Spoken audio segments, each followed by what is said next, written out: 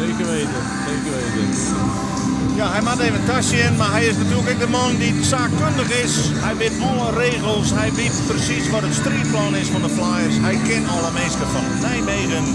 Dus wij hopen je van minuut tot minuut terug deze wedstrijd mee te nemen. Nee, hopelijk voor de Flyers een goed resultaat.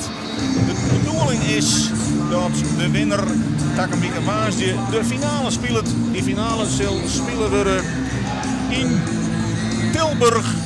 En de oren bij de finalisten, ja, die moeten komen uit het duel tussen Geleen en Den Haag. Hè? Ja, het zal ook een spannende wedstrijd worden, net zoals vanavond denk ik.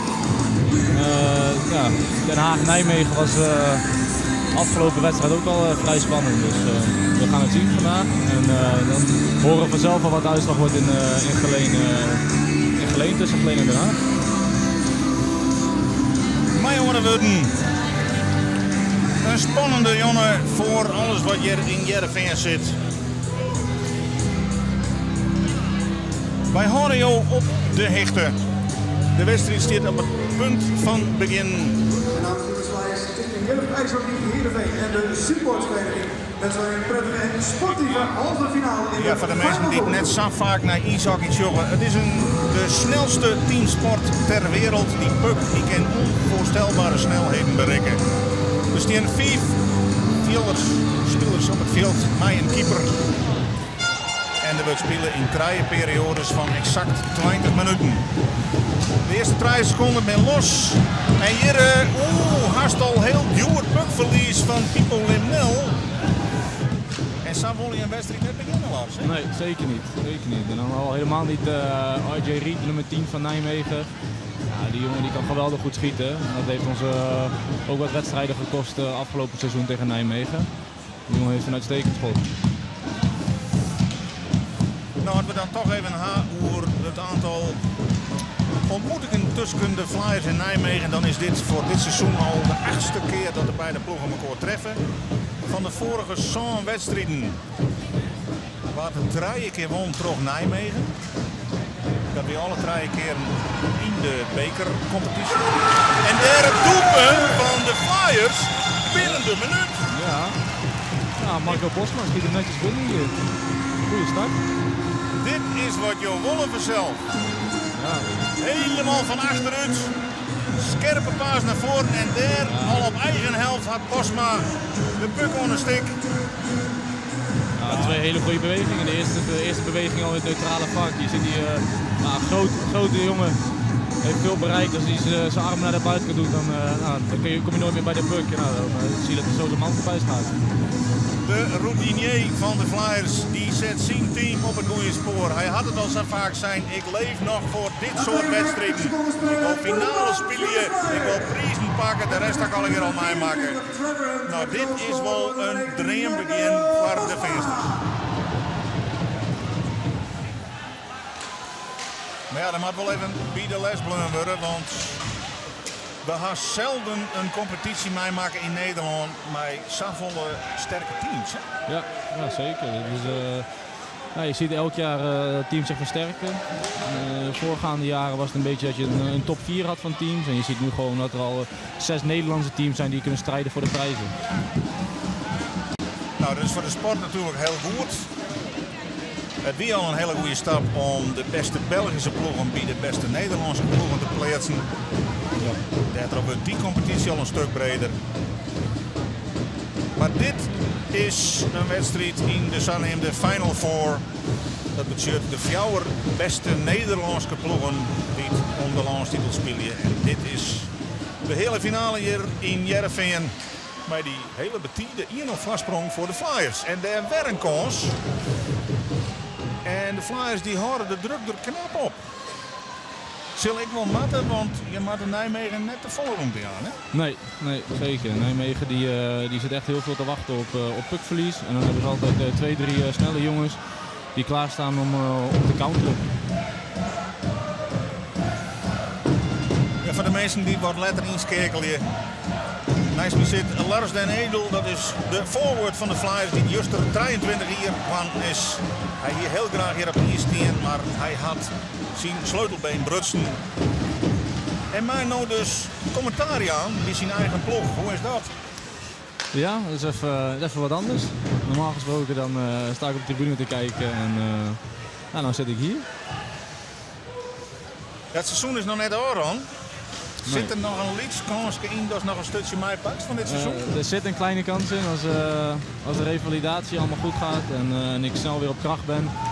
Dan zit de kans erin dat ik misschien nog een wedstrijd kan gaan spelen. Maar dat is maar even afwachten. De captain, Tony Demelinne. Voor zijn shift. Bij die 1-0 voorsprong. Al binnen de minuut voor de Flyers. Nou, de belangen zijn duidelijk. In deze hele finale had de Flyers het thuisvoordeel verdienen omdat ze als eerste eindigen binnen in de Benelux, de Belgisch-Nederlandse competitie.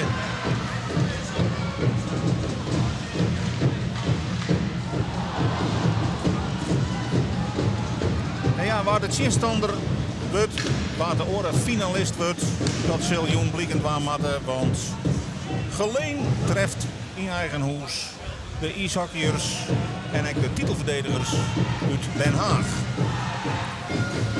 Mooie splijtende paas, maar de puck kan net genoeg gecontroleerd worden. Het tempo leidt heeg. Ja. Ja. Is dat een het is natuurlijk niet de opdracht, maar dit zijn de wedstrijden waar je naar uitkijkt het hele seizoen. En je ziet gewoon dat beide teams ervoor gaan om door te gaan naar de finale.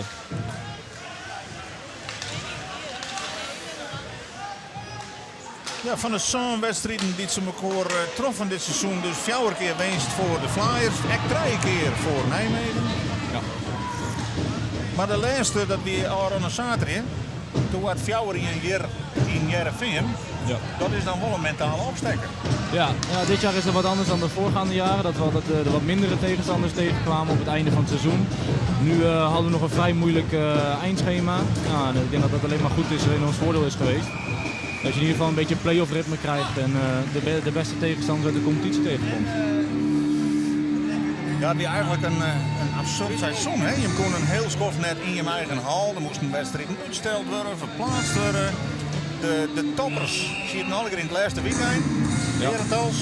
Ja, een heel overtime actief winst. seizoen. Maar misschien is het echt wel goed bij. Het was wel even doorbijten voor de jongens. Zeker met trainingstijden die veranderen. Wedstrijden die niet doorgaan. Ja, het is wel even moeilijk. We hebben ons doorheen geslagen. En blijkbaar toch het beste van kunnen maken. En nog steeds in de halve finale van de Final Four nu. De redding van Sjoerd Itzinga en even rest. Ja, hadden we dan toch even hoe de Final Four trok in dat die eerder een toernooi wat in je weekend spelen was. Op sneun 2 hele finales en dan direct de derde night, de finale en de strijd om het vierde plak. Dat is verloren. Waarom eigenlijk? Er zijn wat dingetjes gebeurd tijdens de bekerfinale tussen Den Haag en Nijmegen. Wat opstootjes en wat met supporters van Nijmegen. Dat is wat uit de hand gelopen en daardoor heeft Nijmegen het bestuur besloten om af te wijken van de Final Four te organiseren in hun eigen stadion. Wils wij zeggen dat Nijmegen hier toch gevaarlijk dicht in de buurt komt bij Sjoerd Itzinga, maar dat het gevaar voort is. En het puckbezit nou helemaal aan de andere kant van de ijsvlier is en Nijmegen weer opbouwen kan. Ja, een beetje oren opzet dus van de Final Four. Te weten nou de hele finales. En wens je op neutraal terrein, in dit geval Tilburg, de finale. Mike Neesen had zijn ploeg op scherp gekregen deze laatste weekend naar deze finale staat.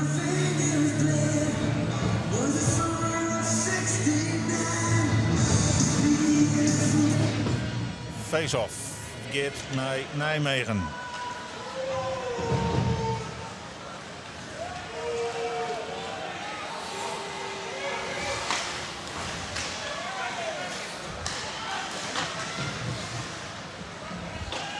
druk van Nijmegen, uiteraard.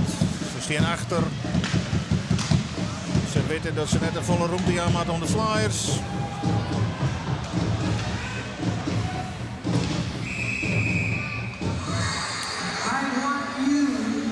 Ja, in een interview liet coach Mike Neesen een beetje mij een knipbeetje weten van goh, het boert van de wedstrijd in Nijmegen, dat zit nog dus in de klaarkamer, want dat die ik dus de laatste wedstrijd. Ik kan alles nog stil letten. Ja. Had het dezelfde tactiek als dat er van het weekend hier?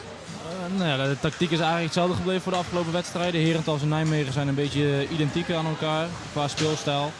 Dus ja, qua tactiek is eigenlijk niet veel veranderd. Nee. Want hoe kun je een ploeg als Nijmegen het best bestrijden? Ja, ze zetten veel druk, zie je altijd. En ja, ze wachten echt op de fouten die je maakt in hun vak om te counteren. Dus ja, pucks moeten gewoon diep het vak in gaan. Geen puckverlies leiden op de aanvalsblauwe lijn. En vanaf laag gaan creëren. En natuurlijk uit de strafbank blijven, wat het belangrijkste is tegen Nijmegen.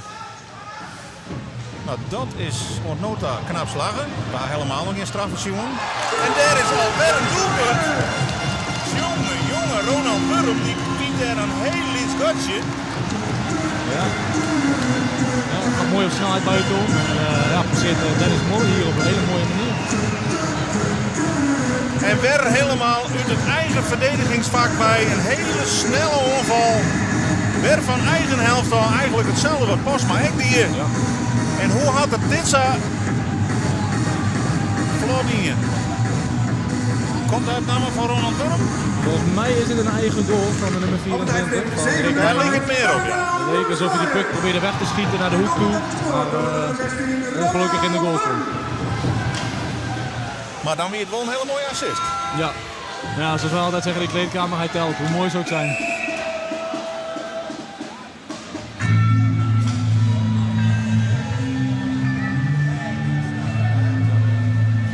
Dat zie je, de tweede goal die gemaakt wordt gewoon vanuit eigen vak opbouwen, individuele actie en buitenom met snelheid het vak in.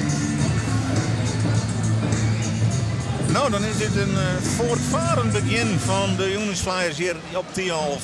Ja, Krijg 2 minuten op de klok en dan is de stand al 2-0. een hele goede start. En in de wetenschap dat het gaat om 1 wedstrijd is dat heel comfortabel. Ja, ja, er komt een straf aan voor Nijmegen. Een tripping. De Haarlemheeg van de scheidsrechter en dat betekent 2 minuten penalty, 2 minuten dus ook een man meer voor de Flyers. En die powerplay.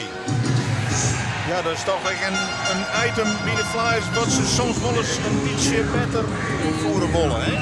Er kan wat meer rendement in komen. Ja, zeker. Er wordt nu veel getraind op de powerplay. Zeker nu als je later in het seizoen komt, dan zie je dat er meer de tijd op de training meer gespendeerd wordt op de powerplays en dat soort zaken. Want ja, je speelt meer wedstrijden in een kortere tijd, zwaardere wedstrijden. Dus qua trainingstijd ga je wat naar beneden en dan hou je wat meer tijd over voor zaken zoals de powerplay en de penalty kill.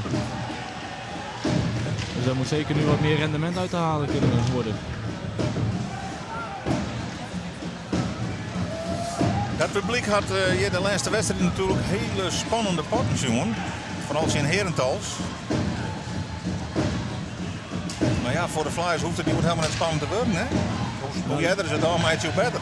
Ja, precies. Voor hunzelf nog. Voor de neutrale kijker zou een spannende wedstrijd leuk zijn, maar vanuit mijn perspectief mogen we wel gewoon ruime cijfers winnen. Ja, laten we net de voorbaren wijzen. De wedstrijd is nog net eens Jelwijs de eerste periode, dus er kan nog van alles gebeuren. Ja. Demelinnen. Positiespul, ziekje, wat. Het schot te weigeren, want die puck die mij het onvalsvak net uit. Maar Nijmegen stoort goed. En die puck gaat nou wel het onvalsvak uit en dan maakt alles en iedereen er weer uit. En staat er nog maar 40 tellen powerplay op de klok. Bezak. Misschien wel de meest technische jongen van de Nederlandse competitie. Ja, ik denk zeker ja. Zeker wel een van in ieder geval bij ons is het een van de meest technische jongens. Ja, zoals je ook ziet hoe goed hij op zijn schaatsen is en pucks afschermen voor zijn lengte en gewicht. En tegen de grote jongens, de zwaardere jongens, dat hij zich daar zo makkelijk zich kan wegzetten. Druk is grut, maar de puck verdwijnt net in het net. En nu tik je de laatste tel voor en is de straf op. En spelen we gewoon 5-5.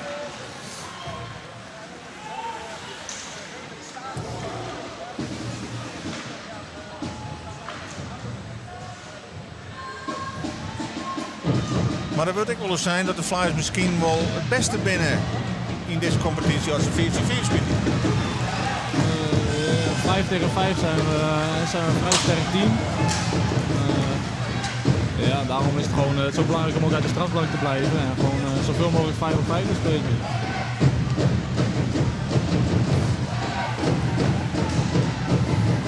Wat maar de ploeg heeft goed gedaan dat ze 2 keer van toen de koprenner Herentals won haar in overtime, want dat smaakt ik extra lekker, hè?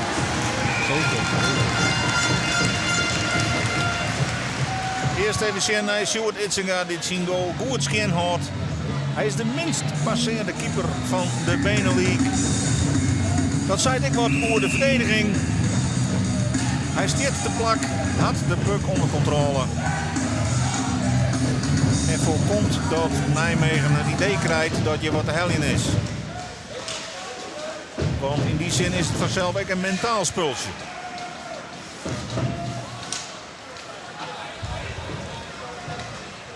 Demeline, Postma.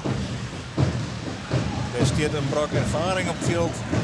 Ja, deze lijn die hebben heel wat jaren al in de Eredivisie gespeeld. Nou, dat zie je ook terug.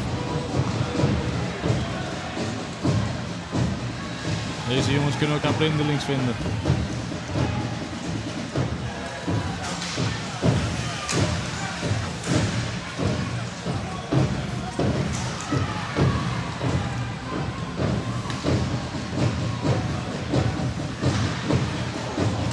Het schot wordt blokkeerd.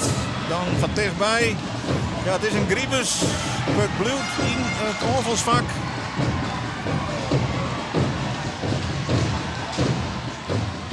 Maar er is geen terugkomen aan.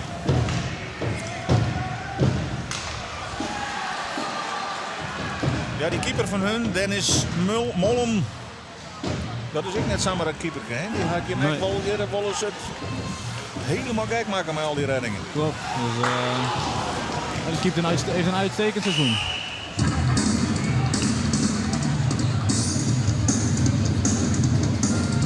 Er komt weer een straf aan. Dit keer voor de Flyers. En dan kunnen we voor even zien wat de thuisploeg kan. Maar je man minder. Adam Bezak. Met 12 minuten naar de kant.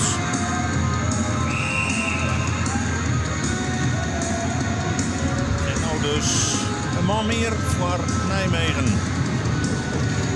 Op tijd de minuut 22 van de Nieuwe Flyers, Adam Bezak. 2 minuten penalty, high stick.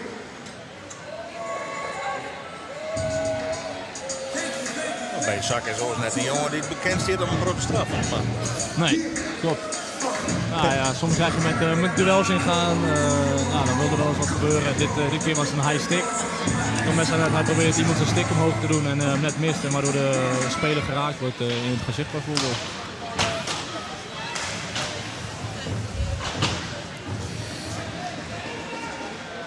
Nou, door haast dit natuurlijk zelf meerdere keren meemaken. Dan stel je met jou een mandje en 4 van hun.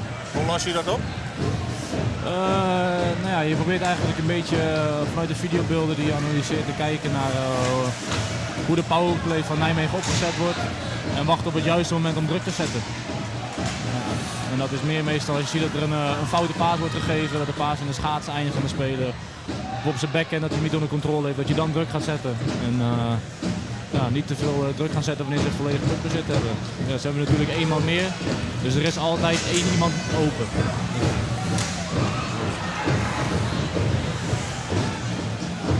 Puck bloed in het aanvalsvak van Nijmegen.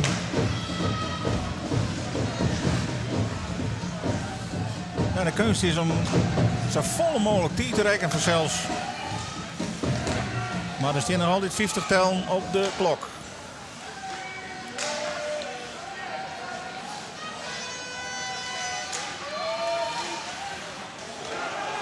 Zicht van de keeper wordt belemmeren en de puck die is zo achter de goal wel.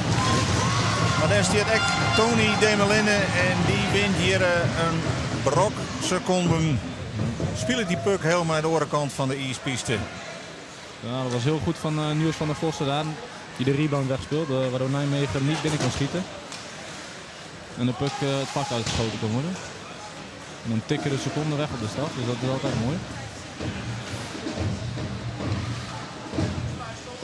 Ja, Van der Vossen is ook zo'n jongen, die had ik eens kort zien jong oranje zitten, dacht ik. Ja. Dat ik een van de jongere talenten van de Flyers. Ja, zeker als verdediger. Nog samen met Niels in de U20 gezeten. Ja, en de puck. Hij wordt net goedkeurd, zei de scheidsrechter, Nee. maar hij lijkt wel achter de lijnen. Nou, dat wil ik wel eens even erom zien. In eerste instantie werd hij volgens mij van de lijn gehaald door Todrek. Ja. Opmerkelijke val. Maar wat gebeurt? Nee, die tijd. Scheidsrechter staat er bovenop. En zei onmiddellijk nee. Ja. En dan gaat het dan om het omvallen van de keeper. Nou ja, de puck is niet over de lijn geweest. Hier van boven konden we mooi zien dat de puck net van de lijn werd gehaald door Todd Redford. En daarna blijft hij eigenlijk tussen de benen van Sjoerd gaan liggen. Dus de puck is nooit volledig over de goallijn geweest, waardoor het een no-goal is. En de scheidsrechter stond er bovenop. Dus die kon het deze keer goed zien. Ja, hier hebben we geen VAR, dus je moet ze er zelf goed bij staan. Nee, dat klopt. Want een aantal ijsbanen hier in Nederland die hebben niet de camera's boven de goal. Voor de goalline technologie. Dus heeft de bond besloten om het af te schaffen. Maar er staan wel 4 scheidsrechters op het eerst, 2 hoofdscheidsrechters en 2 assistenten. Ja. En als er dan maar 1 goed staat, zoals in dit geval, dan kom je er een eind. Ja, dat zie je tegenwoordig veel vaker. Dat de scheidsrechters of de 2 hoofdscheidsrechters samen discussiëren of met de linesman erbij. Om zeker te weten wat er gebeurd is. Nou, de Flyers oerlibbert dus de powerplay. Oerlibbert ook de eerste 10 goal. Weer een redding van Itzinga, had hem net onder controle, maar er is Stiepen. Ja. Brent Jansen.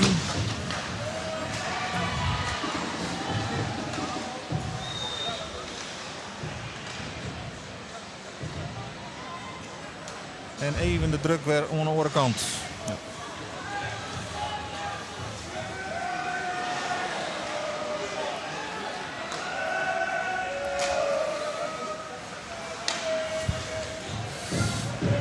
Het lijkt erop dat het duel een beetje meer in evenwicht komt. Bij die bliksemstart natuurlijk van de Flyers. Ja, Flyers hadden een hele goede start. En dan zie je dat na de straf die Adam Bezig maakte, dat de wedstrijd een beetje teruggekant is naar de kant van Nijmegen. Heel veel druk, heel veel kansen op dit moment. En het ijshockey zeggen ze dat het momentum dan geshift is, dus veranderd is. En dat zijn echt vooral de momenten met straffen, met een goede check, dat je het momentum van de wedstrijd kan veranderen.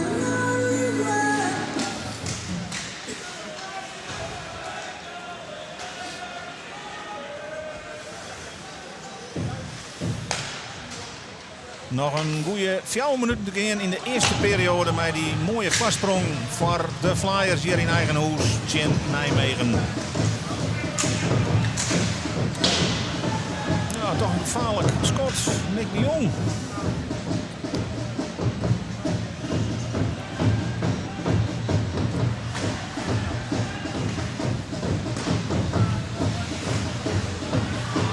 Postma krijgt net.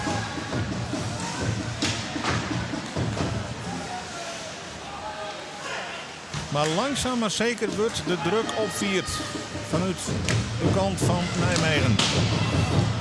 Je kunt toch gevaarlijke schoten. Ja. Van tip in kan er ook in.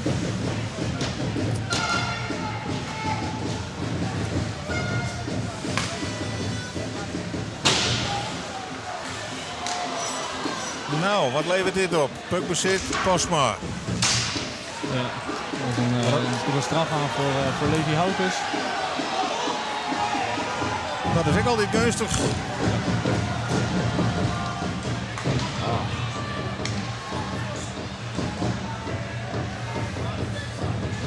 Wat uit de helien.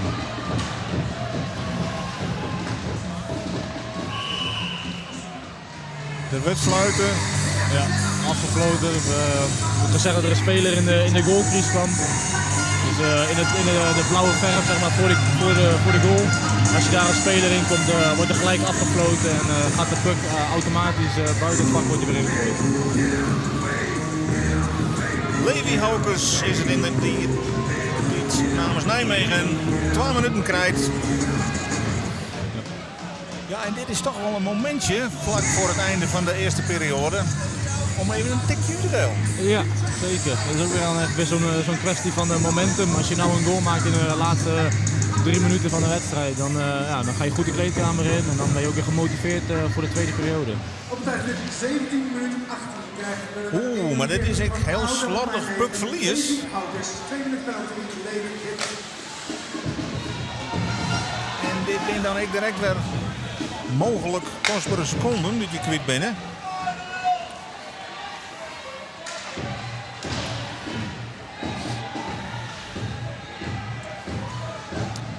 Ja, aan de andere kant, je had 12 minuten en dat het nou naar 1:59 gebeurt of naar 40 seconden. Ja. Dat pakken het wel uit. Want het nota gaat het nog net soepel met deze powerplay van de Flyers. Nee. Moeite met de puck het gecontroleerd het vak in te brengen en op te zetten. Je ziet dat Nijmegen steeds goed druk zet als het vak in komen en de puck kunnen veroveren.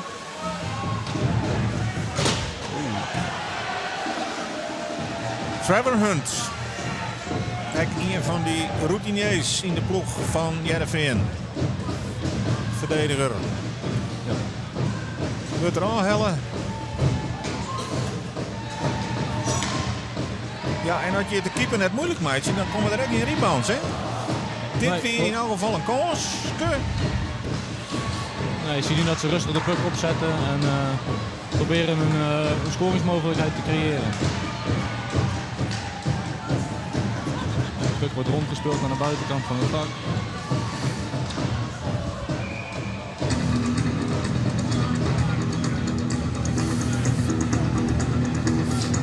Redford. De man van de overtime. 2 keer, hè? 2 keer, ja. 2 keer. Ja. Vrij zeldzaam. Dat zie je niet vaak, nee. Nee, dat gebeurt niet vaak doordat er een overtime gespeeld wordt hier. En dezelfde speler hem dan 2 keer afmaakt. Dat komt niet veel voor. Nog 20 tellen had de Flyers om wat mij die man meer situatie te doen.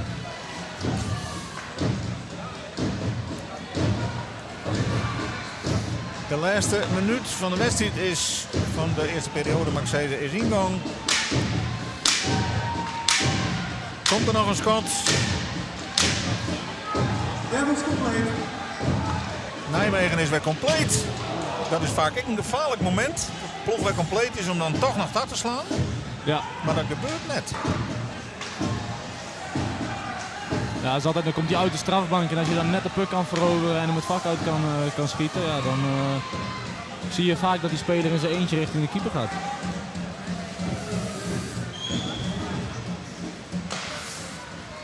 Dan kunnen we concluderen dat de Flyers in deze hele finale in Nijmegen een hele goede start hingen.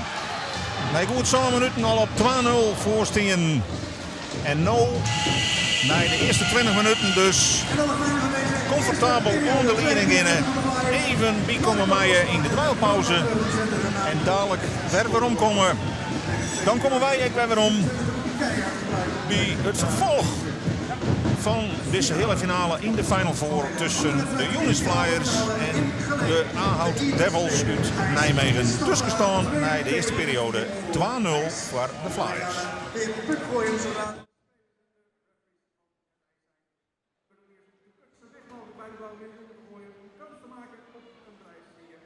allebei de neuzen uit staan.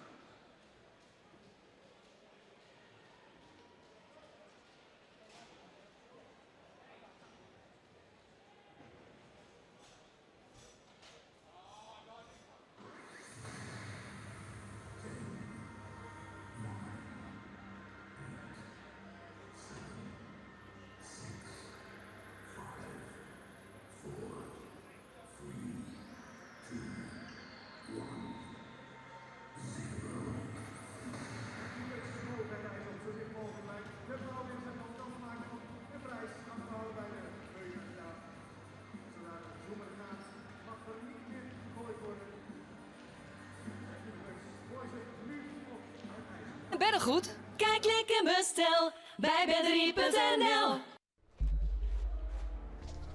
People think I'm driven, but if they'd look closer, they'd realize there's nothing I love more than playing hockey. I'm Sidney Crosby, and I'm made of hockey.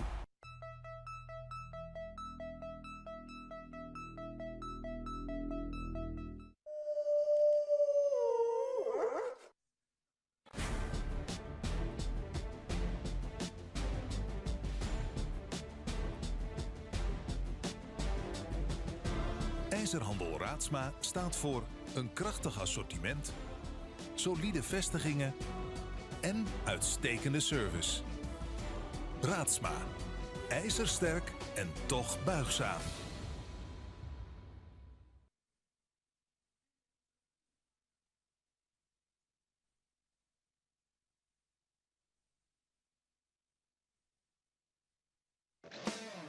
Ga voor de beste service en de mooiste deals naar uw Citon-vestiging. De Alpen-dealer van Drachten en Heerenveen. En de Hyundai-dealer in Sneek. Citon, welkom.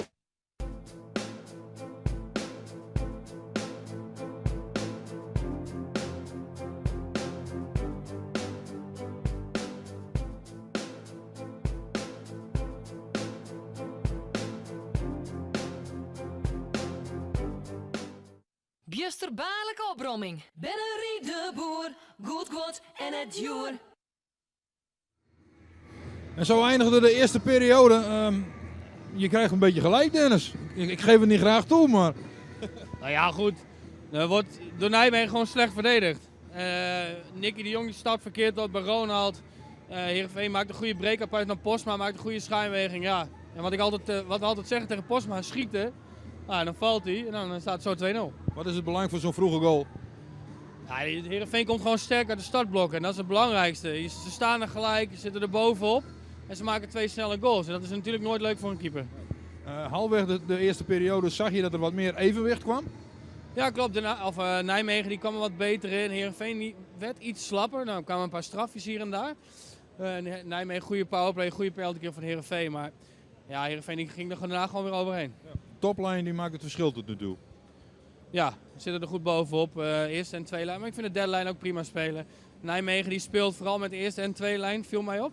Hebben ook niet veel meer trouwens. Hè? Nee, maar ja goed. Het is het risico wat ze nemen. Maar ik denk dat alle 3 lijnen van Heerenveen prima spelen. Verdedigend ook prima. Dus het ziet er goed uit. Weinig commentaar in de kleedkamer, denk ik. Nou ja, wat schoonheidsfoutjes hier en daar. En even op de details, puntjes op de i zetten wat wel weer goed moet en wat wel weer beter kan. En dan moet je daar weer op verder bouwen.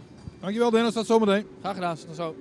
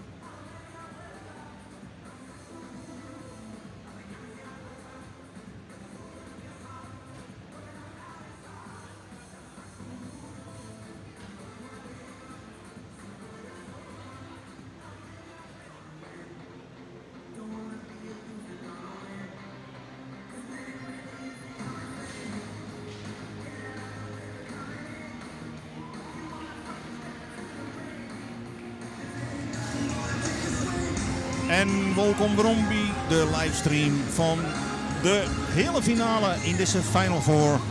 Een strijd om de landstitel tussen de Unis Flyers en Nijmegen. De stand na de eerste periode is 2-0 voor de Feesters. Die hier een bliksemstart, want binnen de minuut weer 1-0 terug Marco Postma. En na goed zo'n minuut weer al 2-0 terug Nevesus. Een puck die er toch een eigen speler van Nijmegen inskeert. Maar in aanval weer Ronald Wurm daar weer belust. Hè? Ja, hij is op de naam gekomen van Ronald Wurm, maar dat was inderdaad een eigen goal van Nijmegen. Ja, Jojer, naast me de stem van Lars Den Edel. Juster 23 jaar aan. Nog van harte gefeliciteerd. Ja. Hij kan naast me zitten omdat hij als speler eind januari placeert rekken in de uitwedstrijd Sint-Geleen. Een behoorlijke kaaibonkerbreuk, sleutelbeenbreuk, zit een plaat in op het heden. Hij maakt even geduld met zijn revalidatie, maar kan u dus prachtig helpen met zaakkundig commentaar in deze hele finale. Ja, die andere hele finale die gaat tussen Geleen en Den Haag. En de winnaars van die beide hele finales, die zullen strijden om de nationale titel Takkenbieke Waasje in Tilburg. Maar eerst moet hier wat gebeuren op het ijs. Ja, en die vastsprong, die 2-0 vastsprong, dat is helemaal geen garantie voor de winst nog, hè? Nee, zeker niet. In ijshockey wordt er heel snel gescoord. Dan echt binnen 20 seconden kunnen er 2 goals in liggen. Dus het kan nog alle kanten op.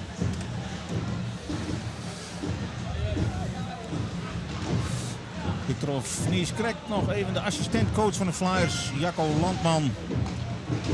Die het echt al meldde koel van dat ze toch even met de ploeg praten moesten. Ze zakken wat in naar die vlotte 2-0. Nijmegen koel het initiatief oornemen. Er is ook 1 keer een puck over de Linewest in een goal, maar dat weer onreglementair. Dus die treffer wat net doorkat. Maar het weer wel even een wake-up call voor de Flyers. Want eerlijk is eerlijk, de ploegen onderin elkaar deze competitie ontnota nog net zo volle. 4 keer winst voor de Flyers, 3 keer winst voor Nijmegen. Ja, die cijfers zijn ze eigenlijk nog. Hè? Ja.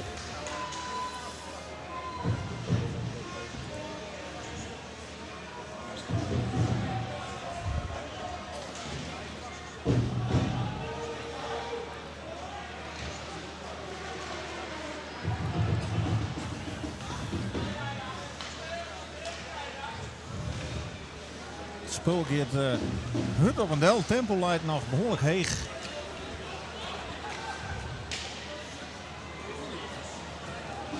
En wij binnen Mayo nieuwsgierig welke kant deze wedstrijd uitkantelt. Het verschil tussen 3-0 en 2-1 is vanzelfs heel groot.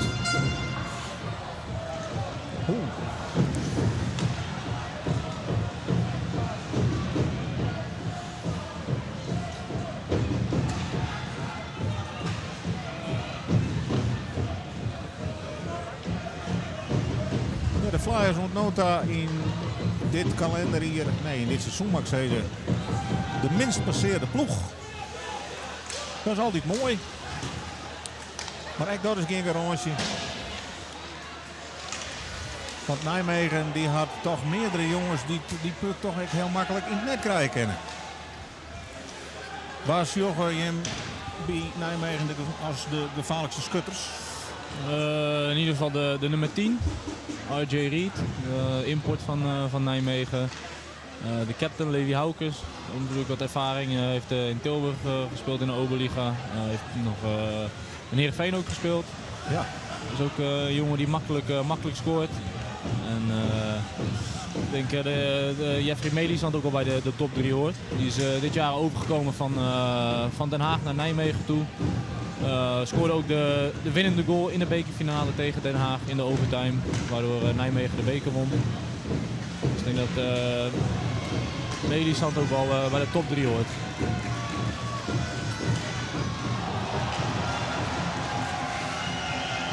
Ja, de druk groeit van Hier een blessure bij de Flyers. Die had behoorlijk pijn, zat de Sjen. Ja, Jasper Noorderman ging daar een beetje niet goed de boarding in.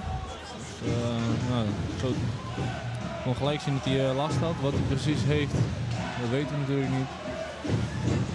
Het leek erop alsof hij last had van een van zijn benen. Ja, de stick die leidt hij nog op het ijs. Dat is hinderlijk zelfs. Ja. Maar Noorderman die zal even hopen we hem aan de onderkant. En dat is maar de vraag of hij dadelijk het ijs nog op kan.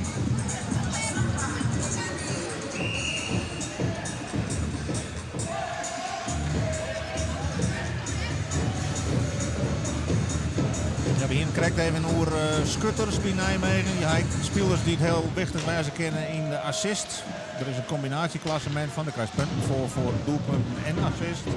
In dat klassement zit Brandon Eden ik heel heeg, hè? Ja, klopt. Dat is de andere import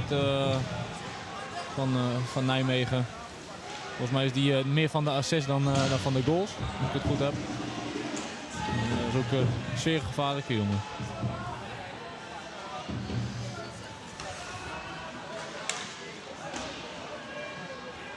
Nou, in dat klassement bij de Flyers die het Marco Posma bovenaan.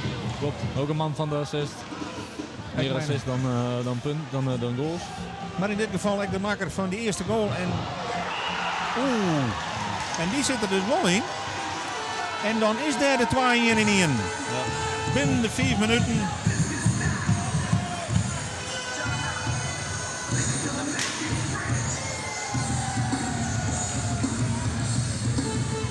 Levi Haukes brengt die puck voor en ja, daar staat op het goede plak.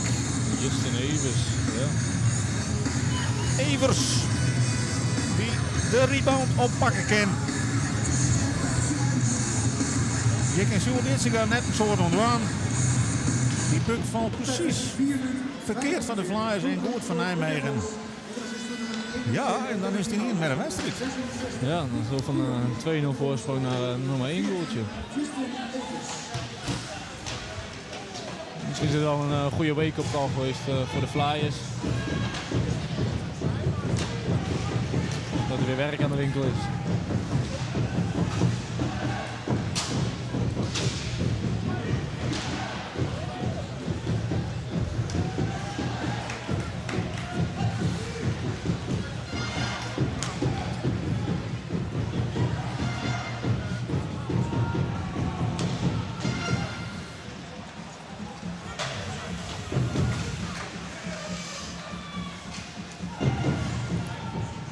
Hier zien we Jasper Noorderman weer terug op het ijs.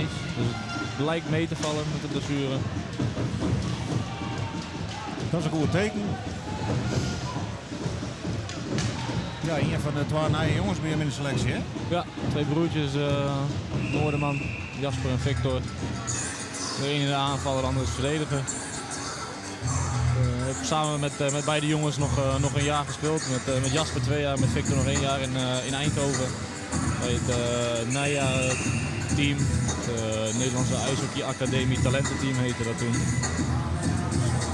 Voor mij waren ze niet nieuw, maar voor de andere jongens wel.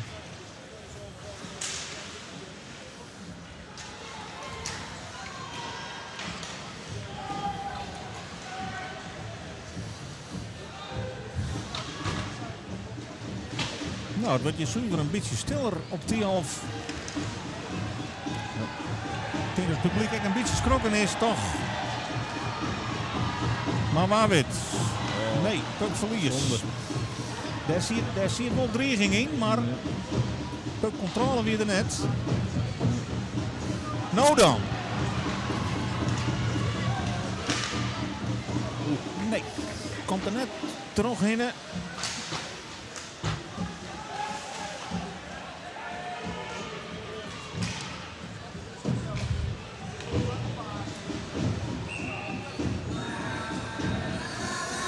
Ja, er wordt fluiten. Voor de mensen die net zo vaak ijshockey joggen, wat wie krijgt nog een hand? Offside. Dat betekent dat de aanvallende speler eerder over de blauwe lijn is dan de puck. Bij ijshockey is de bedoeling dat de puck eerst het aanvalsvak in gaat, dus over de blauwe lijn. En dan pas mogen de spelers erachteraan. Je hebt er wel eens gevallen dat een speler bijvoorbeeld achteruit rijdt, een puck aan moet nemen, het vak in gaat. En dan zeggen ze als de speler de puck onder controle heeft en de puck dan komt later dan de speler in het vak, dan is dat goed. Is het puck niet onder controle en gaat de speler alsnog eerst het vak in, wordt er afgefloten voor offside. Nou, in dit geval weer duidelijk de puck eerst in het onvalsvak.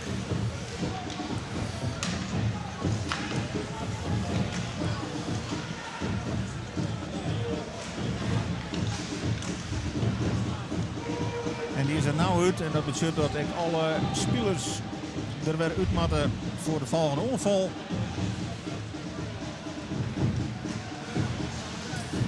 Marco Postma. Water onderschept.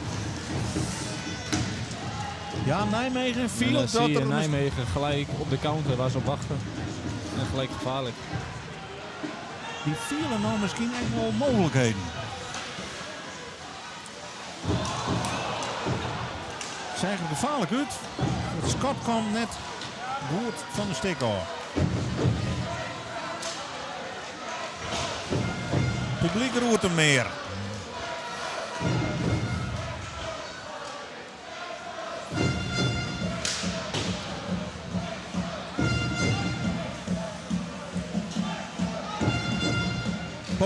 Postma, stik.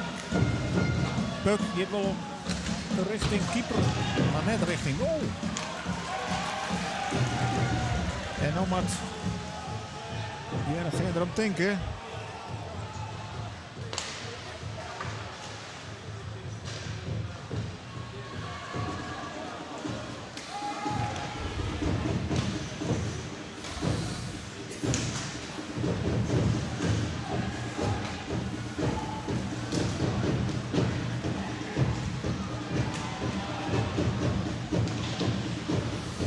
Ja, dit kan een belangrijke fase zijn in de wedstrijd.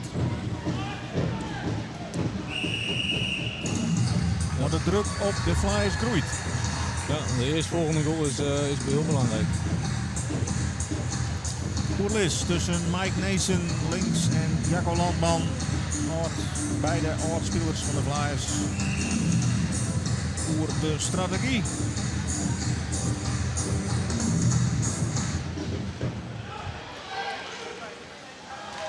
Er zal mij spelen in achterhollen dat de hele finale om de beker Nijmegen ik het eindstation waard. Toen in een best of 3. Daar leidt een speler van Nijmegen op het ijs. Maar er wordt net fluiten. Nou al. En wat gebeurde er nou? Bij Zaak riet er nog even langs. Er is al wat gebeurd tussen die beide mannen. Valt wat uit, denk ik. Maar bij de bank is het nog steeds droog. Daar moet dan wat gebeurd worden. Een truw in de reg, zal ik het. Maar net een van de scheidsrechters fluit het voor een overtreding.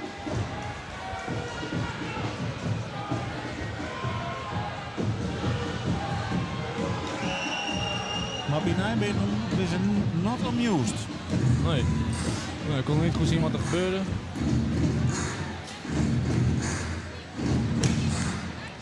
Vanuit de scheidsrechters ook geen straf gezien. Dus,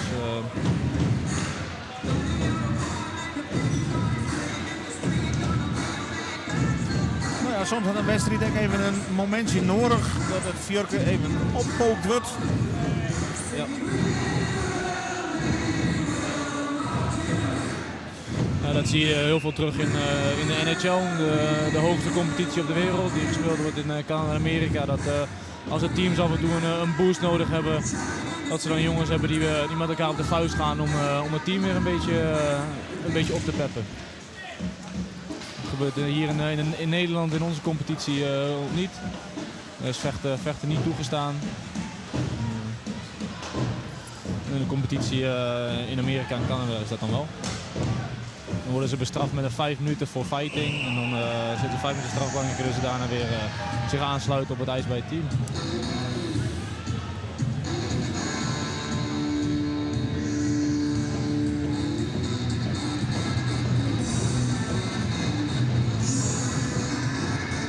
volgende shift gaat vrij vlug hè, met die hockey. Dus die is soms met deze minuut op de ijs en dan kun je er weer af. Ja, meestal is dat zo ongeveer 30 tot 40 seconden. En dan gaat de volgende lijn erop. Zo roteer je mooi door, kan iedereen weer op adem komen.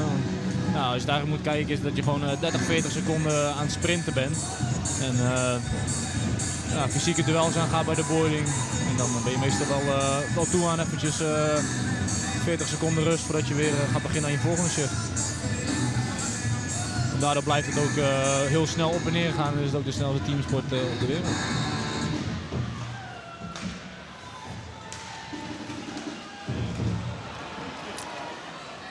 Nijmegen.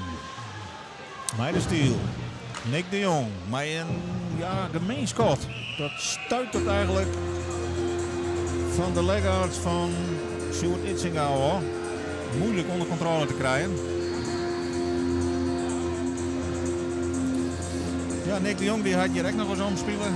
Schoflin, dat had ook denk ik net maar wel. Nee. Ik heb niet meegemaakt dat vroeger toen nog op de tribune zat te kijken dat Nick de Jong hier speelde. Maar, ja, die is al wat ouder, hè? Nick de Jong. Ik heb wel eens wat wedstrijden meegedaan met de Eredivisie van Eindhoven toen Nick de Jong daar speelde. Niet hier bij de Flyers. Daar wil ik nog een gevaarlijk spel spelen. Druk even voor eigen goal deltekje, dat is al titeling. Ja.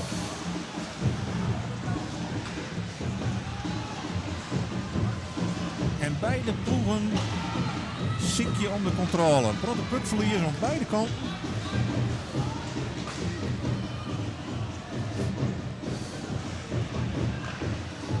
Wurm brengt de puck helemaal naar achteren.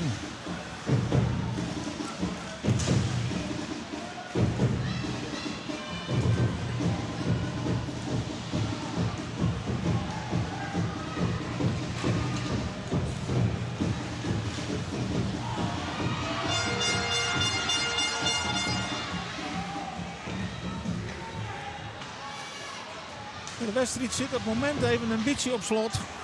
Beide ploegen ziek je naar het juiste systeem. Maar vaak is na 12 pasjes de puck alweer bij de zinpartij. En dit fluitsignaal weer omdat icing. De icing is. Dat de puck voor de rode lijn, dus voor de middenlijn, naar achter de goallijn wordt geschoten en onaangeraakt daar aankomt. Dat er geen verdediger van de tegenpartij is die de puck kan spelen of je eigen speler als eerste bij de puck kan zijn. Dus dat is eigenlijk een soort wanhoopspoging om de puck weg te schieten. En dan wordt er afgefloten en mag het team dat ijzing schiet ook niet wisselen. Vroeger mocht dat wel en dan zag je vaak dat het werd gedaan als spelers moe waren na een shift en het vak niet uitkwamen. Dat ze de puck maar gewoon wegschoten. Een nieuwe lijn erop konden, dat de jongens weer fris waren. En dat die regel is veranderd zodat je geen voordeel meer uit kan halen door een ijzing te schieten.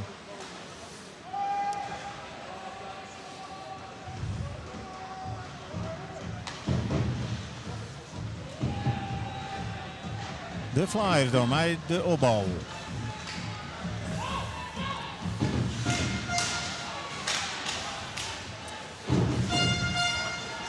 Bezak. Brent Jansen, kan die puck dan nog voor de pot krijgen? Mogelijkheden. Bezak van dichtbij. Nee, die is hem weer kwijt. Zijn er even gevaarlijk uit. Ja, als Ian het kind staat dichtbij, dan is hij het. Ja. Die krijgt in de meeste van de onmogelijke hoeken krijgt hij hem er nog wel in. En soms wel tussen 3 of 4 man, dus zo is het mogelijk. Ja. Maar De hand van de scheidsrechter omhoog en dan zie je een straf voor Nijmegen. holding. Volgens mij kreeg hij een late hit. Ik kon het signaal van de scheidsrechter niet goed zien. Maar volgens mij was het een late hit. Dat is een nieuwe regel die dit jaar ingevoerd is, de late hit en de boarding. Omdat er steeds meer hersenschuddingen voorkomen in het ijshockey, hebben ze een nieuwe regel ingevoerd. Dat als checks te laat nog worden afgemaakt, dat je er een straf voor krijgt. Of als er een boardingstraf wordt gegeven, betekent dat er iemand een stukje van de boarding afstaat en dan gecheckt wordt en echt de boarding invalt. Dus niet er tegenaan staat, maar er echt invalt. Dan wordt hij afgestraft met een team plus 2. En de late hit is gewoon een minor, dus een 2 minuten straf. Het is gewoon te gevaarlijk. Ja. Ja, daar wordt nu steeds meer gefocust op en dan hebben we een short-handed situatie. En een hele beste save hier van Sjoerd Itzinga. Want hier het zomaar twee gelijk wijze kent. En dan gaat de hand weer omhoog van de scheidsrechter en dan komt er een straf aan voor Heerenveen. Volgens mij is dat Kevin Nijland die een 2 minuten straf gaat krijgen voor hoeking. Jongen, dan is dit Goudburg. Want Itzinga je doet op die poging. Ja, het is toch van Brandon Eden. Ik zie de straf is toch voor Todd Ratchford voor een slashing. Dus nu spelen we 4 op 4. Dat betekent dat er veel meer ruimte is voor de spelers. Dat de spelers wat meer ruimte krijgen om wat acties te maken. 54 krijgt nummer 95 van de jonge Flyers, Todd Ratchford. 2 minuten penalty slashing.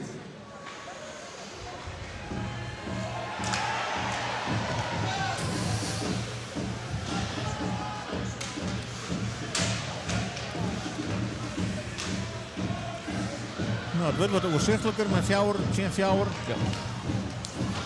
Mocht het komen ter overtime, wordt het nog overzichtelijker. Ja, dan gaan we naar 3 tegen 3. En de laatste paar keer dat voorkwam, weer dat net onverdienstelijk hè, met de Flyers. Nee. Afgelopen week 2 keer een overtime gespeeld. De Herentals zijn 2 keer onze kant opgevallen. En ook 2 maal gescoord door de jongen die nu op de strafbank zit. 95 tot Redford.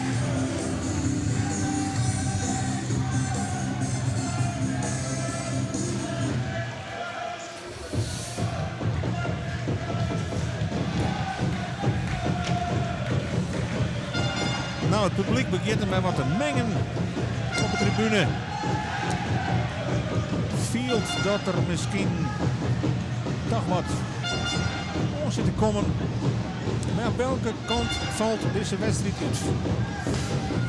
De beginfase weer absoluut voor de Flyers. In de rand van de eerste periode kwam Nijmegen heel diep beter waarom. En intussen is het verschil nog maar 1 doelpuntje. En hadden Nijmegenaren al een paar echte mogelijkheden om gelijk te matchen. Ja. Nou dan misschien. Deze paas wordt er krek tussenuit hellen. Mooi bezocht van Marco Posma op Ronald Wurm. Ja, nou gaat er door de kant uit. En is het Sjoerd Itzinga die de redding brengt. Sjoerd Itzinga krijgt het nu wat druk aan zijn kant van het ijs. Nijmegen zit veel druk, veel schoten. En dan hebben ze nu ook nog 32 seconden tijd op de klok voor de powerplay.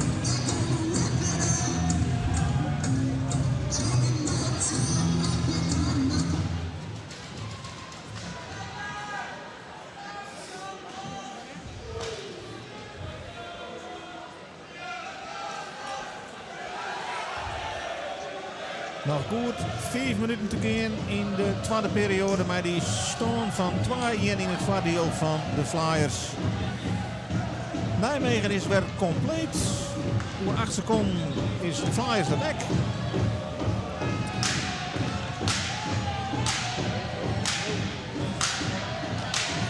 Kan nog 1 schot komen en ja, en die vleert erin. Het is 2 gelijk. Het is nog op het nipperke denk ik de powerplay goal van de nummer 10. Dat is die topscorer Ross John Reed. Die zwargt hier voor een domper op die half. Want het wordt 2 gelijk.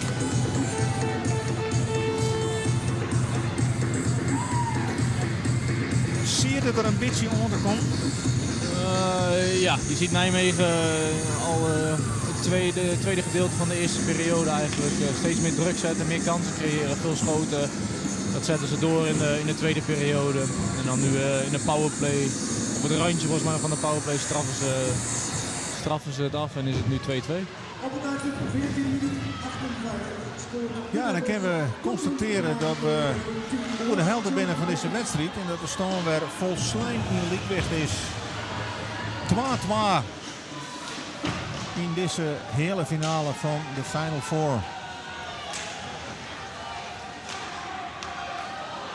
En het is zaak voor Heerenveen om nou het kopje er even bij te houden. Net meer terreinprijs te gaan. Maar van die florissante start is niks meer hoor.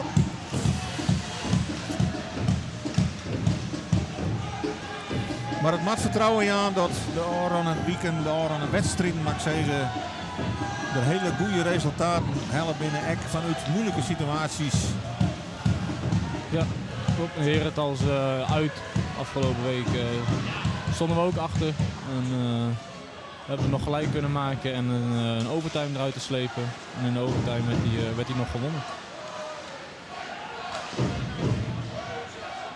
Alles is nog mogelijk.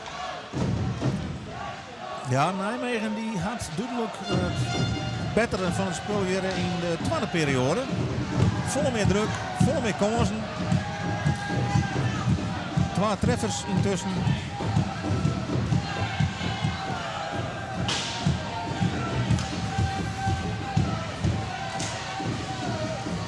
En de Flyers.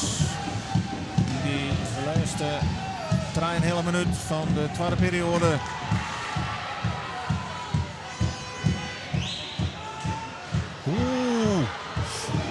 Verlies en het schot daar van Verkroost.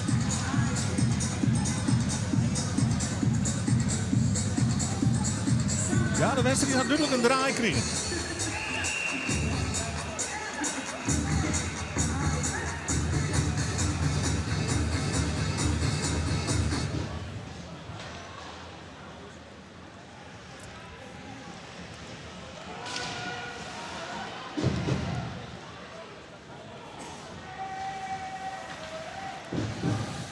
Nijmegen is zoend dit hier de bekerhouder. Schakelen de Flyers uit in de hele finale. En won vervolgens van bekerhouder Den Haag. Dus de Nijmegenaren litten al zien dat ze een goed seizoen laten binnen. En voorlopig litten ze dat hier echt op 10 al zien. Want ja, 1 goaltje erbij. Dan zullen ze nog eens een keer een tikje delen kennen je. Xavier is gelukkig nog lang net, maar Flyers bij Moskou.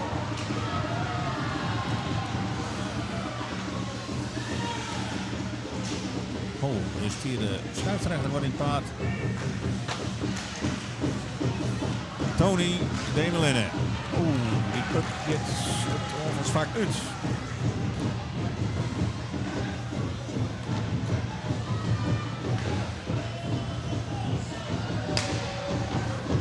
Postma, maar al zijn ervaring, kan die nog wat brengen. Verliest de puck.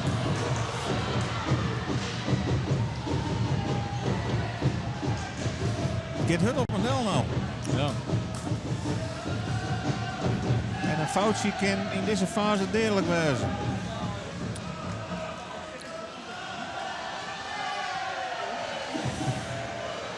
De routine van Postma.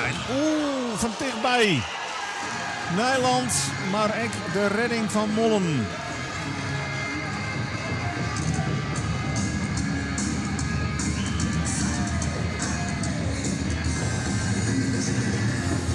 Kevin Nijland kwam goal voor de keeper uit. Maar kon net passeren. Daar gaat Nijland. Ja, hij spot van de steek al. En ja, dat is Mollen die er netjes bij zit als keeper zijn. Hè? Ja, hij leest de paas en schuift al over naar de kant waar Kevin Nijland de puck ontvangt.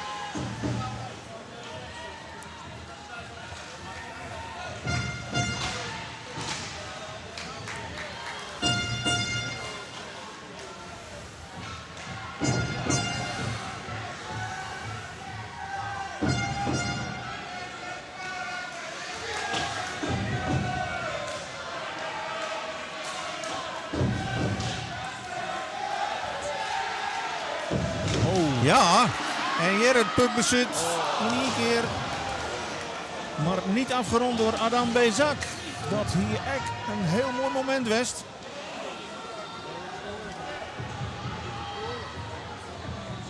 Laatste minuut, tweede periode.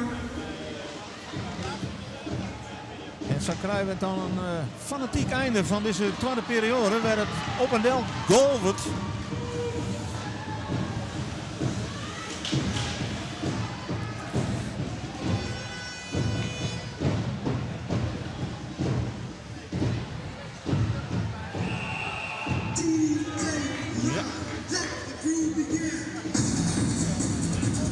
Dat weer toch een echte kans voor Adam Bezak. Ja, zeker. Heel slordig puckverlies van Nijmegen. Puck belandt zo op Adam Bezak zijn stick en hij kan 1-0 inrijden op de keeper, maar rond niet af. Het zou een hele belangrijke goal zijn geweest op dit tijdstip van de wedstrijd.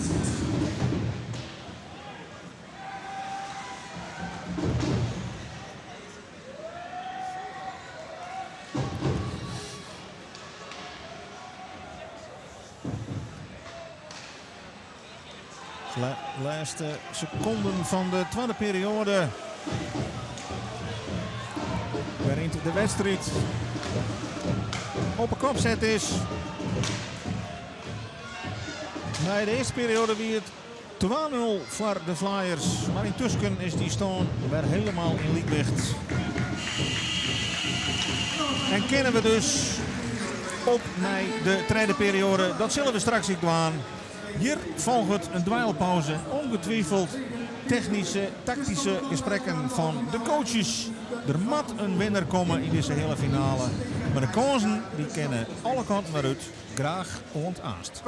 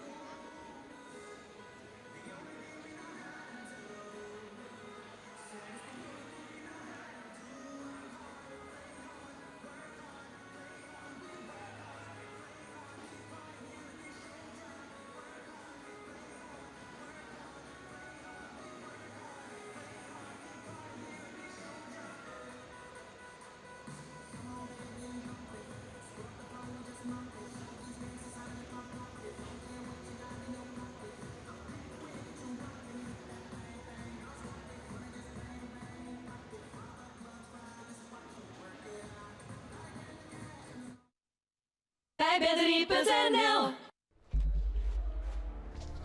People think I'm driven, but if they'd look closer, they'd realize there's nothing I love more than playing hockey. I'm Sidney Crosby, and I'm made of hockey.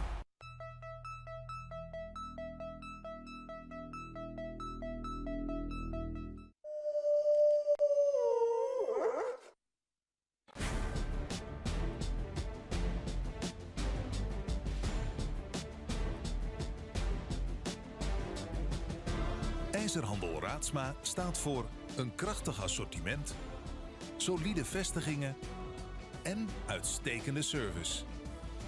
Raadsma. IJzersterk en toch buigzaam.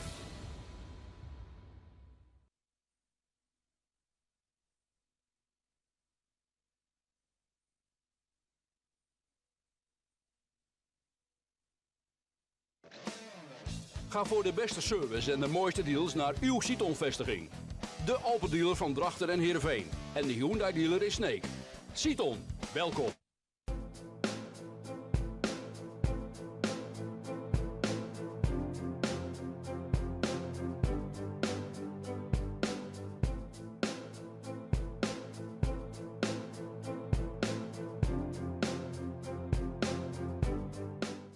Biesterbaarlijke opbromming. Batterie de Boer, goed God en het joer.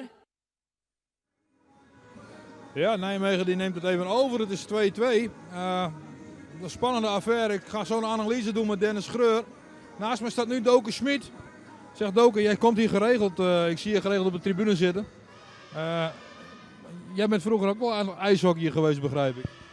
Jawel, vroeger en als het even kan in de winter nog steeds. Maar vroeger veel gedaan. Mijn ouders achter huis aan het water.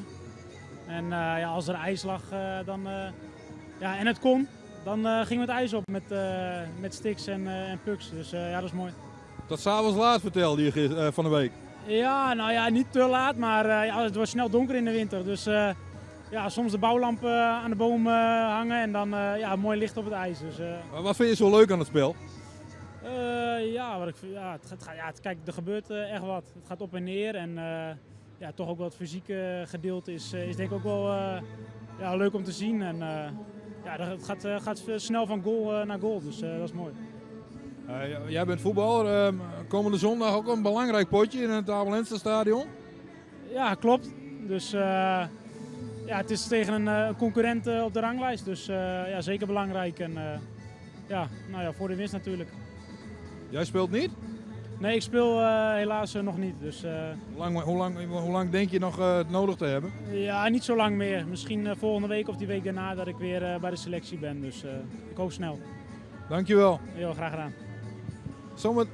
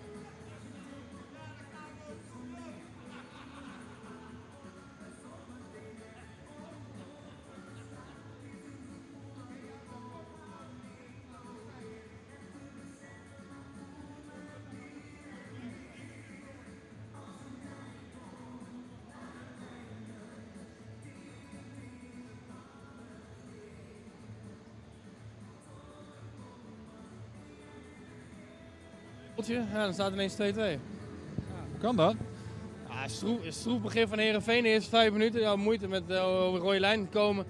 Kakte wat in hier en daar. Herstellen wel redelijk goed. Dus goed, Beestek moet eigenlijk gewoon die 3-2 maken vlak voor tijd. En dan wordt het weer een hele andere derde periode. Het is eigenlijk een wedstrijd in 1 periode nu. Ja, zo kun je het wel zeggen, ja. Spannend. Wie gaat die winnen? En wat gaat de doorslag geven? Nog altijd dezelfde dingen die je voor de wedstrijd zei? Nou ja, weet je ziet net ook dat Nijmegen dan nog 30 seconden powerplay heeft. En dan krijgt Rietem op de blauwe lijn. Ja, die man moet je echt niet laten schieten, want die schiet 9 van de 10 keer schiet die raak. Nou ja, goed, wie de wedstrijd nu gaat winnen, wie het eerste doelpunt maakt in de derde periode, wint de wedstrijd.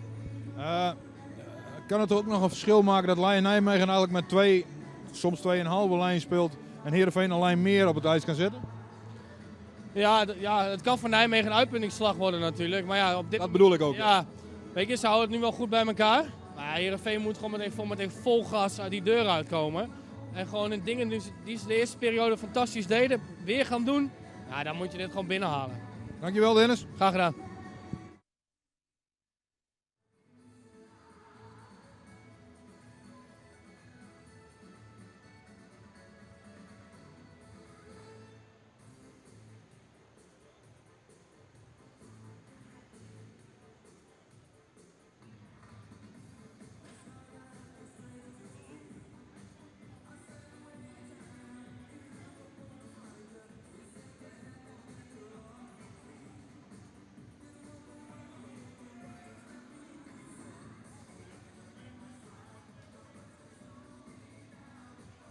Afgelopen week toen de sportclub Heerenveen selectie hier kwam in Tialf.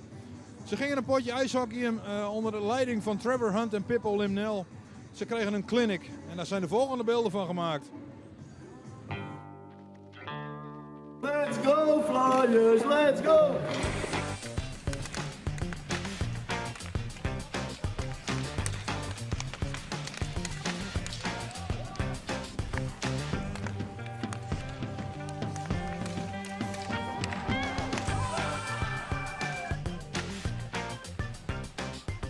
Buiten vielen de mussen bijna van het dak. Nederland beleefde de warmste 27 februari aller tijden. Een groot gedeelte van de selectie van Sportclub Heerenveen verruilde voor 1 middag het groene trainingsveld van Sportpark Squatterwoord voor de spekgladde ondergrond van de ijshockeyhal van IJsstadion Tialf. Younes Flyers verdedigers en jeugdtrainers Pippo Limnel en Trevor Hunt verzorgden een clinic van 1 uur, waarin de spelers van Heerenveen een aantal technische oefeningen lieten doen met een partijtje 5 tegen 5 als afsluiting. Er reed volgens bij de Flyers coaches behoorlijk wat talent rond. Vooral de Scandinavische en Nederlandse spelers toonden een behoorlijk stukje basis. Bij natuurreis op de Van Engelenvaart in Heerenveen hockeyden Dokenschmied en zijn vrienden zo lang door dat er zelfs kunstlicht aan te pas kwam. Helaas mocht hij vanwege een lichte blessure niet het ijs op van de medische staf. Maar met de overige licht geblesseerden waren ze dankbare toeschouwers op de reservebank. Het leedvermaak over struikelende teammakkers en zwetende trainers was niet van de lucht. Jij houdt van ijshockey, hoor ik. Nee, ja, het is niet. Ik hou er wel van om te kijken. Kijk, er gaat weer iemand onderuit. Nee, ik hou er wel van om te kijken, maar het is niet voor mij weggelegd. Why aren't you on the ice, Yuki? What? Why aren't you skating? No, because I have a little bit pain. And it's dangerous. We play like... No, it's not dangerous. No. Norwegian guy, he should know how to play hockey. Yeah, of course, I'm the best out of all these guys. I see no talent whatsoever. It's None? No, nothing. Lucky to have you here. Yeah. Morten is doing okay. Yeah, Morten is doing good, but I don't consider Morten as... he's Norwegian, he should know how to do it, you know?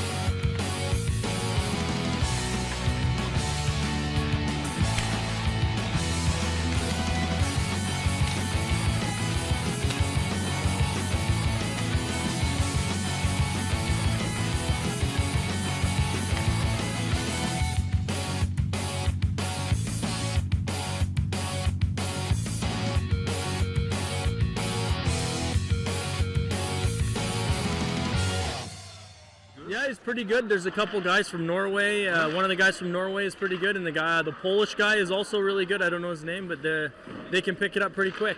Yeah, there was a couple guys. They could skate pretty well. Shoot some. This guy could shoot the puck. It's nice to see that a sport team is coming here, and you know they are athletes, so they can actually do it. You can see that, right? Yeah, you can see it. They can do it pretty well. Ervoor zitten. Dat goalies een beetje gek zijn hier op het ijs. Ja, maar ik zei net ook al, daar kan ik wel geloven ook als je hier op goal gaat staan. En dat zegt ze ook bij keepers van voetbal. Maar ja, dit is wel echt voor gestoorde mensen. Dat vinden die ijshockeyers niet, hoor. Nee, ja, dat snap ik, weet je. Ik sta dagelijks op het veld in de goal en hier... ik heb hem gezien, hij is wel een stukje kleiner, dus je hoeft niet zo ver te duiken en te springen, maar... Als je zo breed bent als jij, dan kan je hem bijna... Dan komt er niks door, joh. Nee, dan ga ik op mijn knieën ervoor zitten. Maar het is ook zwaar. Hockey je vroeger thuis ook, of niet? Ja, wel, maar ja, vrij lang geleden. Dus ja, ik ben niet heel scherp. Nog niet, dat hoeft ook niet. Maar dat komt wel, denk ik. Vind je het leuk? Ja, wel. Dit is, ja, ik denk dat ik wel 3 liter kwijt ben. Het is ongelooflijk wat warm, maar ook heel intensief. Nu begrijp ik wel waarom ze 2 minuten spelen, hoop ik, hè? 2 minuten? Nee, die chefs die duren hem soms maar 30 seconden. Oh, 30 seconden? Ja, dan zit het alweer. Ja, daar kan ik me iets bij voorstellen, want het is wel echt zwaar, ja. Dan komt die dikke kleren, hè? En kijk je naar mijn buik? Nee. Oh, Kijk wel naar mijn eigen. Ja, oké. Ja, dikke kleren, ja. Het is wel leuk, het is wel leuk om te doen. Super om te doen. Echt heel leuk. Top. Ja. Trainer? Ja, kijk, het is nu rust, we staan 6-0 voor, dus het gaat hartstikke goed. Dit is geen belemmering tot zo een zondag de voorbereiding? Nee, voor de jongens niet, voor mij wel. Dan ga je nog wel even volgen? Ja, dit wordt al 9 uur slaap, dan kijken we wel even wat de schade is. Is dit een primeur? Nou, ijshockey wel, ja. Schaatsen, dat deed ik met de familie vroeger. Maar er zaten er van die Friese doorlopers onder. Hè. Niet die blauwe? Nee, deze niet. Maar hartstikke leuk? Ja, hartstikke leuk.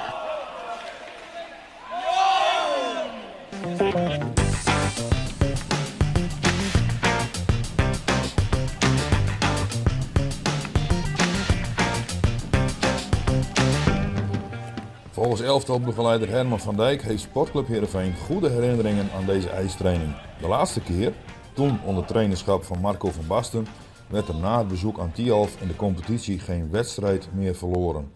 We zullen zien wat die statistieken waard zijn.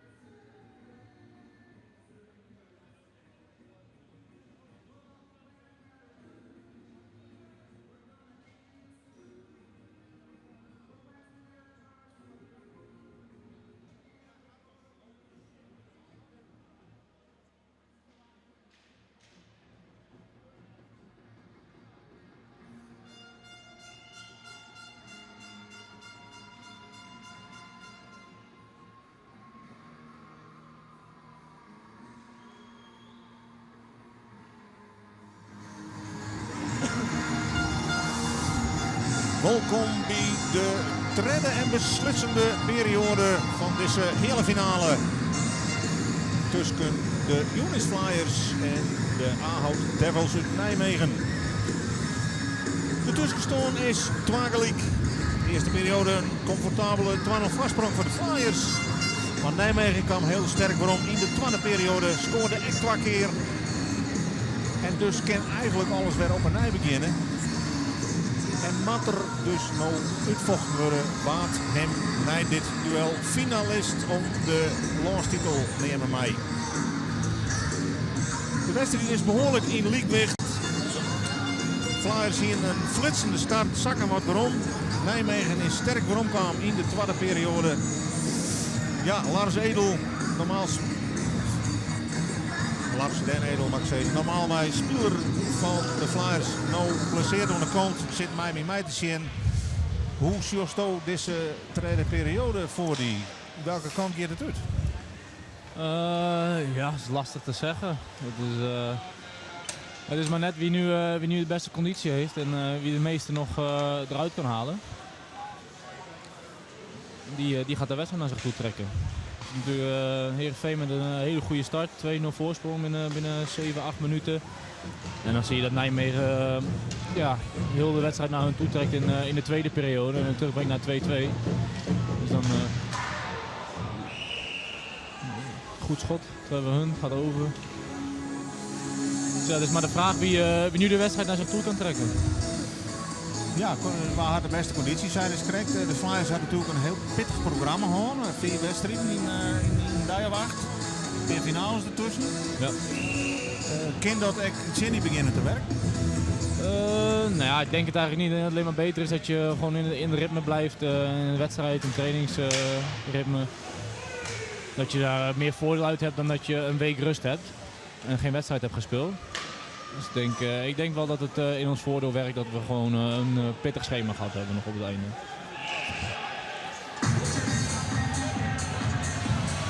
Nou, hier is wat aan de hand. Zijde terug voor haar stootje. Ja, dus scheidsrechter Martin Wildhoofdzeiter zegt dat de puck door Dennis Moller rechtstreeks het net in wordt geschoten. En dat betekent een 2 minuten voor delay of game. En dat houdt in dat Dennis Moller vanuit het eigen verdedigingsvak de puck over het glas schiet. En dat wordt bestraft met een 2 minuten straf. Gebeurt nou in het aanvalsvak dat je de puck over het glas schiet, is er niks aan de hand. Maar in het verdedigingsvak krijg je daar een 2 minuten straf voor. Nou, binnen de minuut een powerplay situatie voor de Flyers.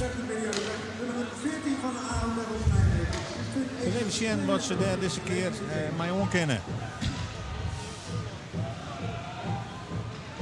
Het is duidelijk dat de keeper zelf net van het IS gaat voor 2 minuten. Nee, die wordt uitgezeten door een andere speler.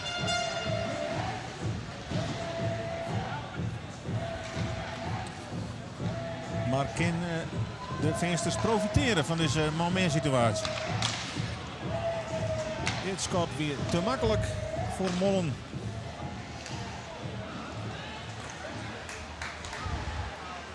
Ja, en daar is gewoon het puckbezit voor Nijmegen.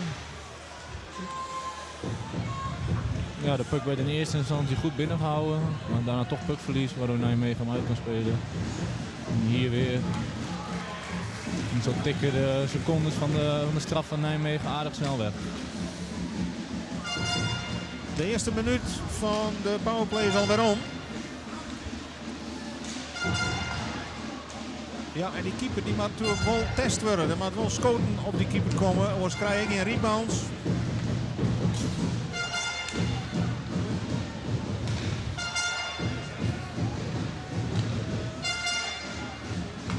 Maar voorlopig kan het Gotje nog net van worden. Daar dan, weer blokkeert. Maar wel het pukken zit.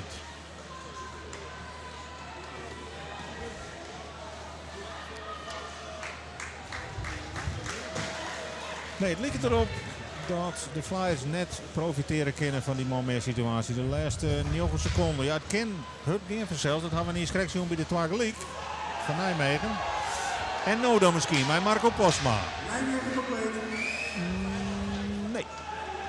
Puk verdwijnt uit het onvalsvak.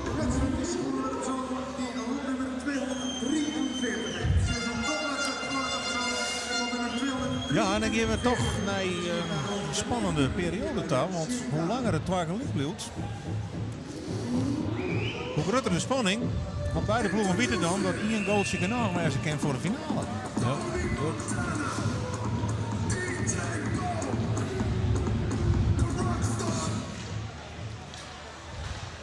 Ja, want bij deze stand dan wordt er een overtime gespeeld. En als daar nog niks in beslist wordt, dan gaan we nog over op zelfs een shootout. Met penalty schoten.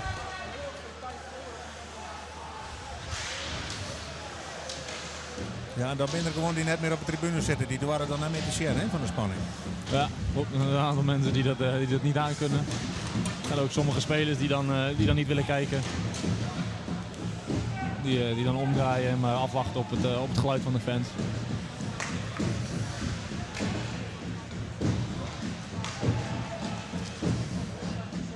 De Flyers. Oeh. Toch weer puckbezit voor Nijmegen. Die trouwens ook alweer kwijt binnen. Ja.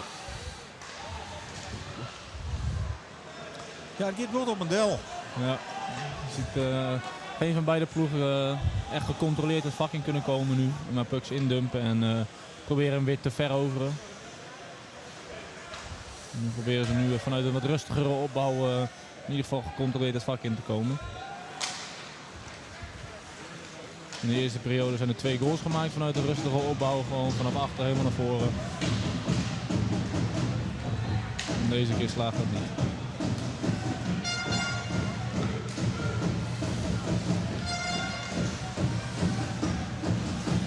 Soms is het een stuk beter hè, om even wat geduld te bewaren.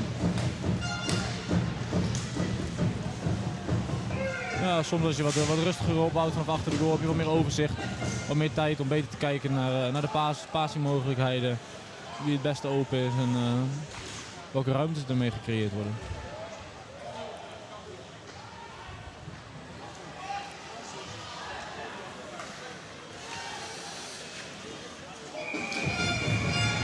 Het schot van Nijmegen richt op Itzinga.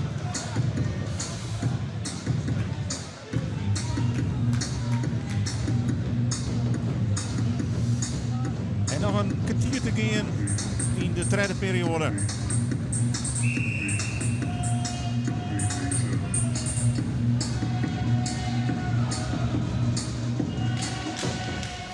De face-off. Levert toch een... Oeh, daar gaat zelfs de helm van Sjoerd Itzinga. Oh. Ik weet net dat de puck erop kwam. Leek erop wel dat het schot op de helm kwam. Je hebt de oezen, het publiek die er achter zit. Dus ik denk het haast al. Maar het goeie nieuws is, zij houden de puck uit de goal. Ja. Pikkel het schot. Ja, het schot op de helm. Je ziet gelijk, er was een puck op de helm en dan schieten de bandjes vanwege de impact zie je gelijk losschieten waardoor de helm afvalt.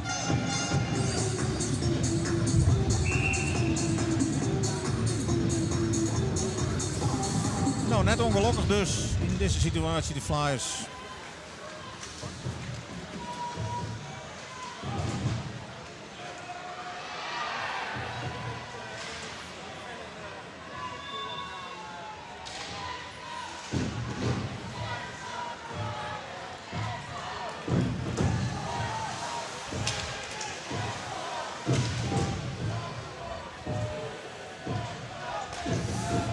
leidt een soort route voor Nijmegen. En nu leidt er een route voor de Flyers. Bij Nijland. Oh, jammer. Mark Nijland. Maar een mooie kans, hè? Ja. Ze maken het er zeg wel eens. Nee, het leidt helemaal in Jippen, dit duel. De keeper maakt de goal natuurlijk niet. Dan rekt het naar de boetekant. Peel ligt het nul. Daar leek het wel op, ja. Nou, je zag het, hoe gevaarlijk het is als je naschiet. Je ziet Levi Haukes die daar de puck gewoon overschiet. De puck gaat in de hoek, gaat die rond. En zo kan Mark Nijland hem eigenlijk gelijk meenemen en tegenaanvallen 2-op-1. Binnen een peertel. Ja, dan heb je zoveel druk aan de ene kant en een schotkant. En dan, voor je het weet, aan de andere kant heb je een tegendoel. Nou, we dan toch nog even de vergelijking. Waarom hel je mij de bekercompetitie in die best of threes in Nijmegen? Die werd met 2-1 uiteindelijk beslist. Terug Nijmegen, maar ja, eigenlijk in alle 3 duels die in de Flyers toen de bobbelissende partij. Alleen toen stierde er een Mollen op een goal die haast net te passeren hier. Ja, inderdaad. Dat was, we speelden goed, veel kansen, heel veel schoten, maar ja, niks. Leek wel voor niks inbouw bij ons. En Dennis Moller die gewoon geweldig stond te keeper. En vandaag zie je het eigenlijk weer in. Dus, al een paar goede reddingen gehad.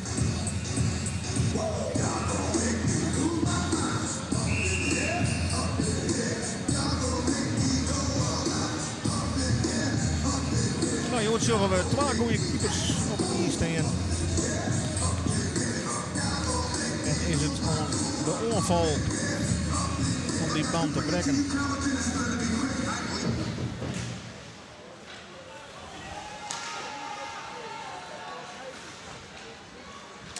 Ronald Wurm met de paas.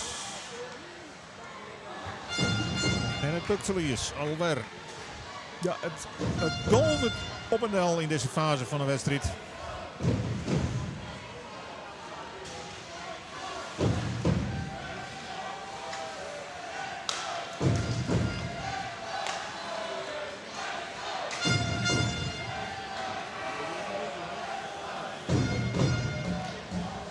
En het zou samenwijzen kennen dat de ploeg die het scoort echt direct de spekkeper is. Ja, die kans zit er zeker in. Nijmegen. Het afstappen terug. Trevor Hunt.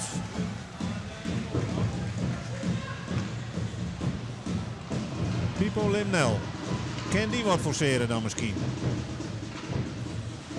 De verdediger die heel goed meekomen kan betekenen dat een aardig schot had, hè? Ja, klopt. Heel schaatstechnische speler. Die ook aanvallend kan bijdragen.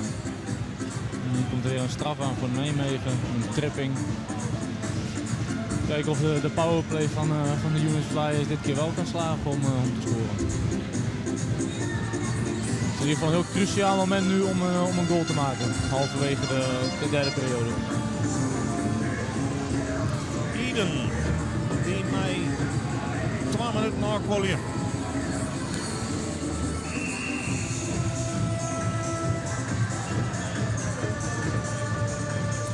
Brandon Eden, een van de meest productieve Nijmegenaar. Dus dat vinden de Flyers net slim dat hij even voort is. Eerste schotje wordt nog krijgen. Die gaat het vaak uit.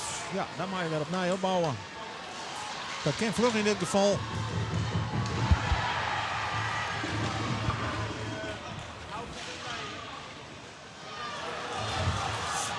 En de break van Nijmegen. Een snelle break. Maar echt die paas wordt krijgen. Levi Haukes stierde er gevaarlijk vrij voor Itzinga, maar de puck kwam er net.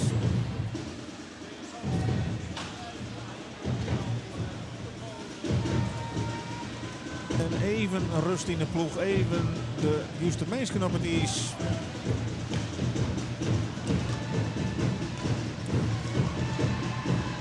Limnel.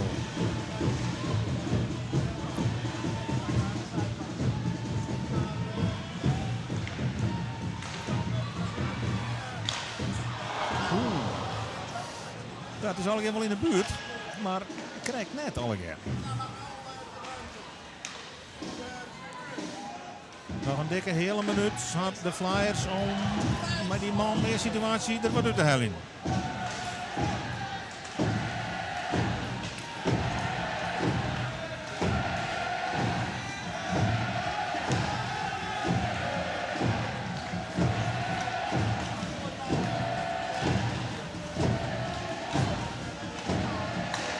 Laatste 50 seconden, waar krijgt niet op de goal.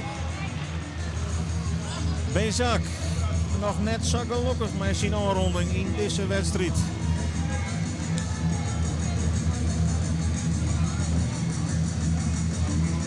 Ja, rek het hem. Op de lat volgens mij, weet ik het. Ja, of via de jermtakken van de keeper, maar het is wel in de buurt. Ja, maar krijgt net goal. Aardig wat kansen deze periode, ja. Maar nog niet erin. Maar ik heb wel het idee dat de Flyers meer controle hadden dus in de tweede periode. Ben ik met je eens. Beide ploegen werden compleet. Dus de tweede powerplay levert geen rendement voor de Flyers.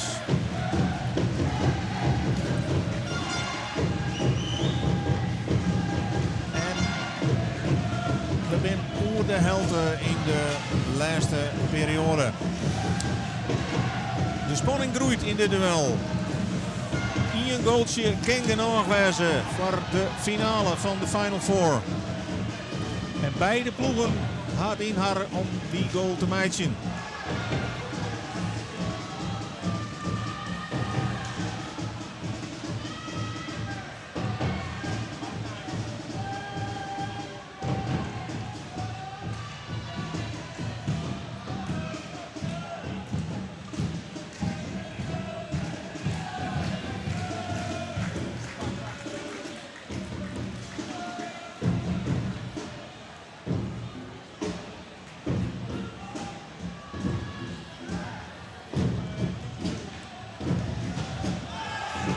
Als speler weet je dan echt dat het heel gevaarlijk was om een straf te rennen. Speelt dat mij in deze geval? Zeker weten, zeker weten. Ja, je probeert gewoon geen onnodige straffen te maken, zou ik maar zeggen. Ja, want je weet dat als er een powerplay situatie komt zo laat in de wedstrijd, dat het een tegengoal kan opleveren. En die ene tegengoal zou de beslissende wel eens kunnen zijn. Dus je kijkt er wel vooruit om tegen straffen aan te lopen, maar als het nodig is om een tegengoal te voorkomen, dan zou je er waarschijnlijk niet over aarzelen om toch een straf te maken.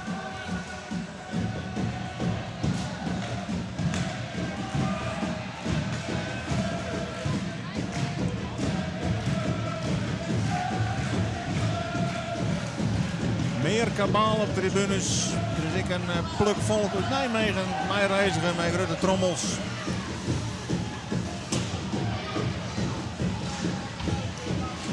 En het hele stadion fielt dat we naar de climax tak groeien.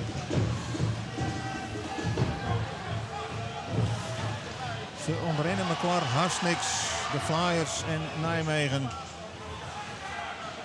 En het zal waarschijnlijk op een detail beslist worden. Nijmegen. Maar nou weer Puck Vlies. Nou. Op snelheid. Kan die gevaar uitkomen? Achter de goal los. Waar is de voor de goal? Tip in. Volgt het net.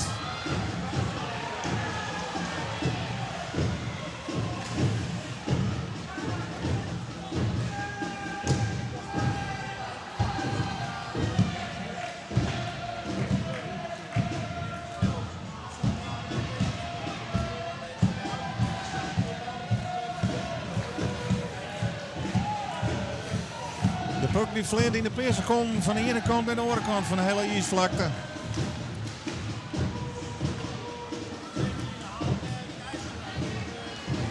En dat zei vanzelfs wat over de controle bij beide teams trouwens. Ja, probeer dit maar eens, maar een 4-schot. Oeh, en dan valt het erin. Hoe is het mogelijk? In de kruising. Als ik het goed zien ha, is het de nummer 19 en het zou dan Melisande wezen. Die Itzinga passeert over het schouder heen. En dan vleert hij er toch in. En krijgen we hier dan hetzelfde doemscenario als bij die bekerhele finale. Ek toen, hier in de Flyers het thuisvaardeel, ek toen die het Nijmegen wat trok om en ek de beker won uiteindelijk. Het wordt nog een heel opjefte.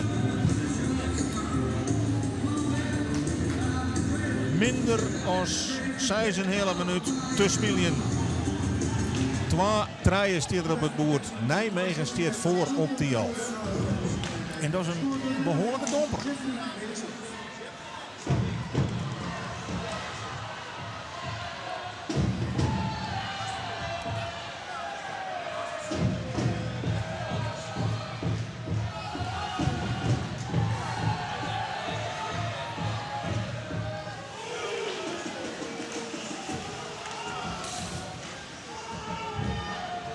Ja, nou is de finale in 1 en 1 voort, Lars.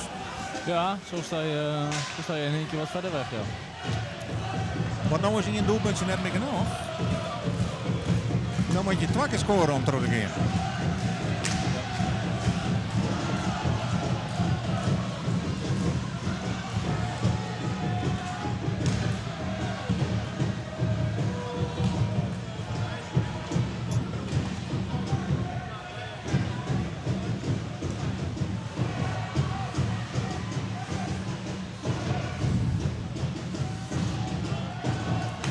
Dit van die merkwaardige wedstrijden.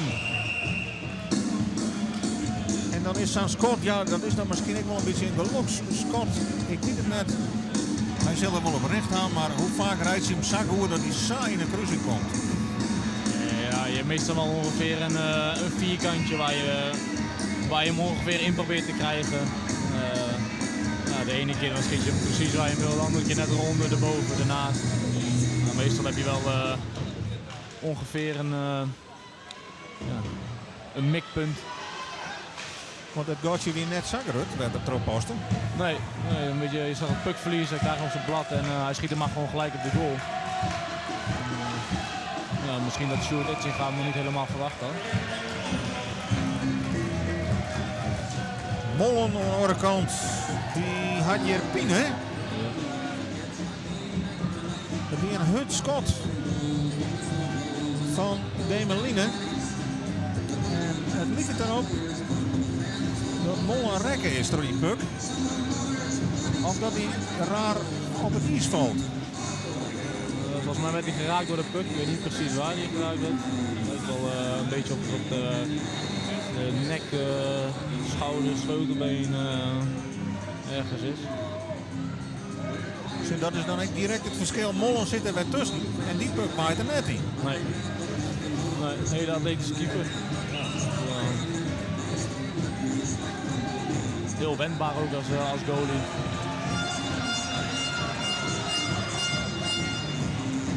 En er komt een straf aan voor Nijmegen volgens mij. Geen idee waarvoor. Ik je de deur open gaat van de strafbank.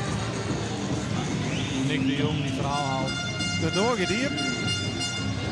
Nummer 14 Evers verdwijnt op de strafbank.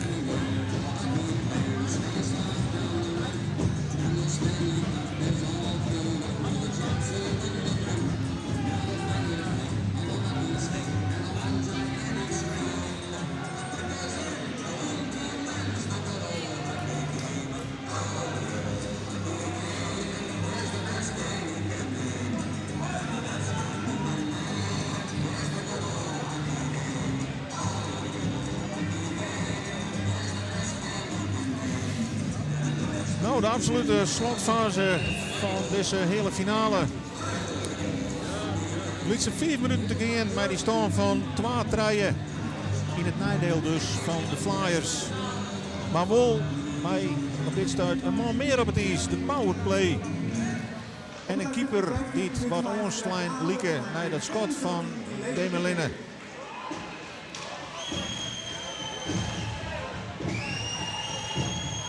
Als de Flyers nou wat willen, dan is dit wel het moment. 1 goal is net meer genoeg. Want hij is net om direct te winnen, maar wel om in de wedstrijd te blijven.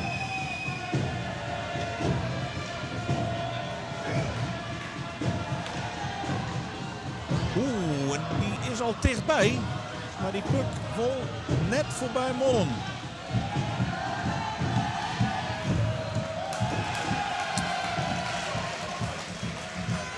Duur, tijdverlies.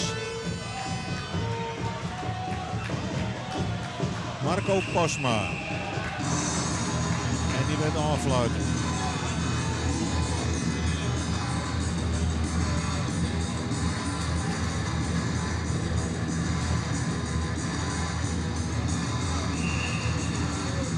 De linesman met de Ornota game winning scutter Melisant.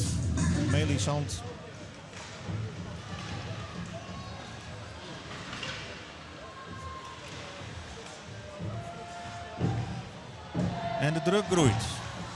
Oeh. Puck zit terug.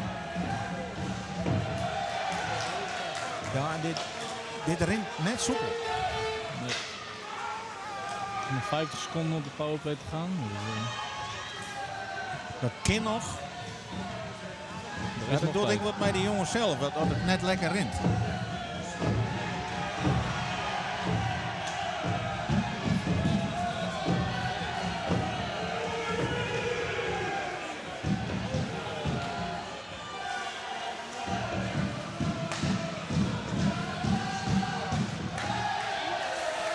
Wurm.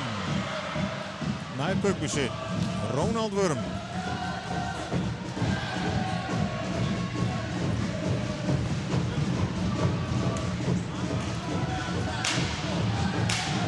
Billy Goldel, de laatste 4 tellen van de powerplay.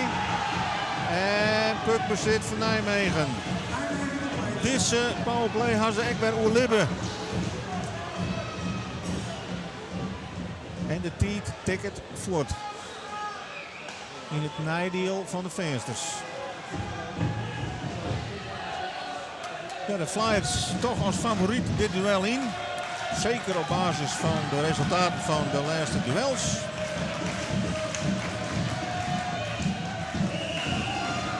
Maar echt toch weer op achterstand. Hier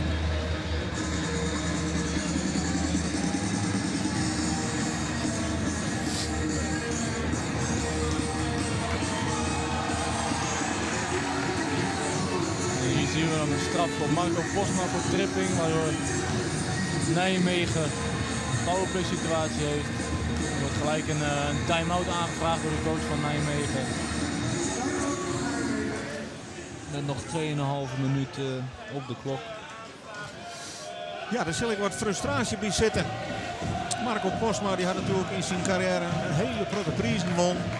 Landstitels, Beneliga, bekers. Vaak een bepalende speler.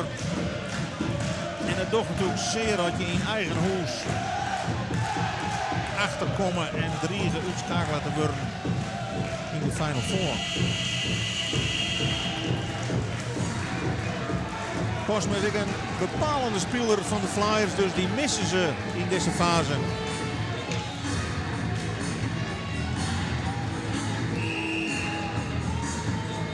Nou ja, de selectie is breed, dus die matten echt wat opvangen kennen. Maar een man als Posma missie je wel. Ja. Nou, veel ervaring, dus die mis je altijd op als je niet op het ijs staat.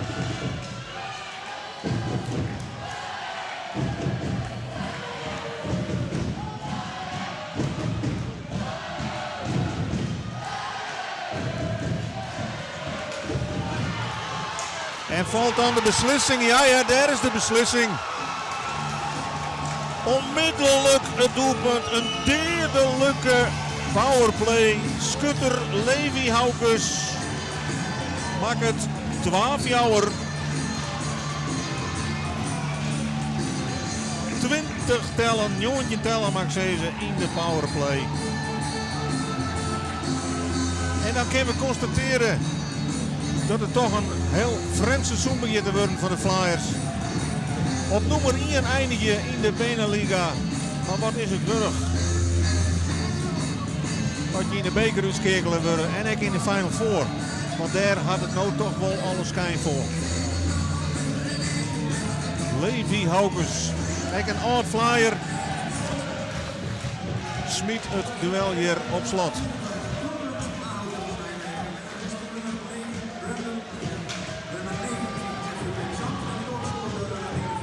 Nou, dit mij weer toch wel een grote verrassing nemen, Lars. Ja, als je kijkt naar de eerste 10 minuten van de wedstrijd. Het, in één keer zo rood.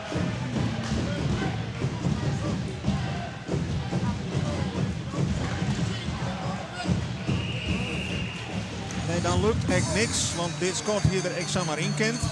Ja. Van Ronald Wurm. Werd geblokt, waardoor die open gaat.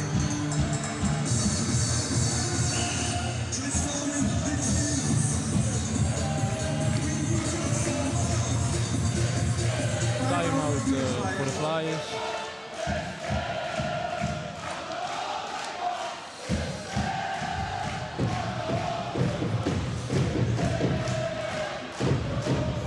Ja, ze zijn in de minderhit, de supporters van Nijmegen, maar net qua kabal. Echt net qua scoren trouwens. Maar het lijkt erop dat ze hetzelfde kunstje flikken als in de hele finale van de beker, namelijk de Flyers uitskekelen in eigen huis.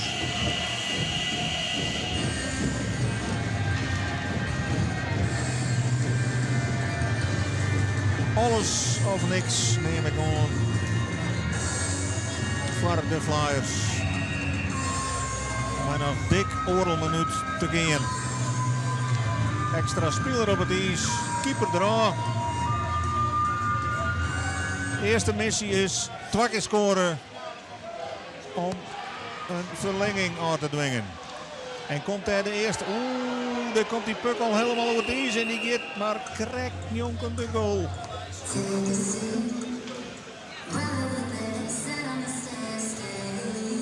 En dan is het een icing. En dus de face-off in het aanvalsvak. Oorlogminuut.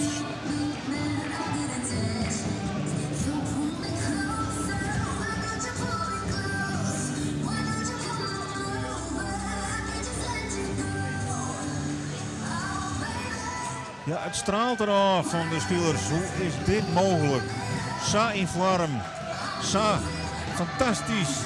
De koppositie pakken in de Benelink. En dan in de eerste beste hele finale uitskekelen we in eigen huis. Daar heb je net volle die, daar reken ik mijn hoofd in. Daar heb ik helemaal geen reden daar. Vorm weer er. Spelers weer scherp. Maar Nijmegen, is Nijmegen gewoon beter, joh? Nou ja, vanaf de tweede periode is Nijmegen eigenlijk veel gretig geweest op de puck. De rebounds vielen dan toevallig goed. De duels die ze wonnen. En dan vallen er wat goals in en dan begint het op een gegeven moment te draaien voor Nijmegen. En Dennis Moore die zijn goal vanaf de tweede periode schoonhoudt en geweldig staat te keepen. Ja, en dan op een gegeven moment wordt het lastig voor de jongens van de Flyers.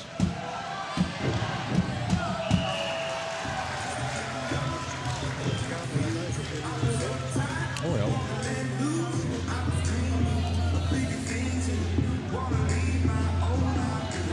Ja, dan valt het al heel dit krek net. En ja, eerlijk is eerlijk, Mollen keept weer monsterachtig. Toptalent. Ja. Nou, wat keer je ervoor? Een paar dagen geleden speelden ze direct. Toen wonnen de Flyers met jou erin. Toen kon het wel.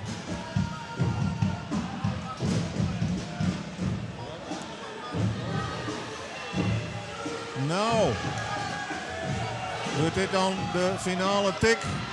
Nee, nog net. Officieel. Laatste minuut is ingang. 2 treffers hadden Flyers nodig. Het zou een wonder wezen.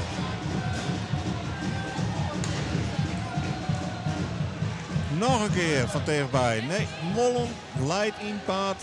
Dat die er al, dat blijft het aan. Er is geen terugkomen aan.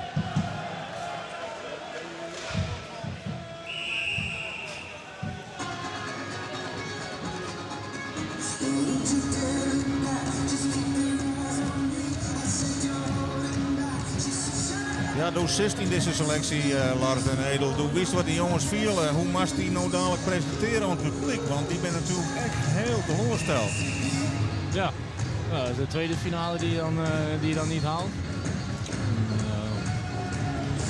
Ja, na de afgelopen wedstrijden die we gespeeld hebben en toch nog als eerste eindigen in de competitie en dan niet de Final Four finale halen is natuurlijk wel heel zuur.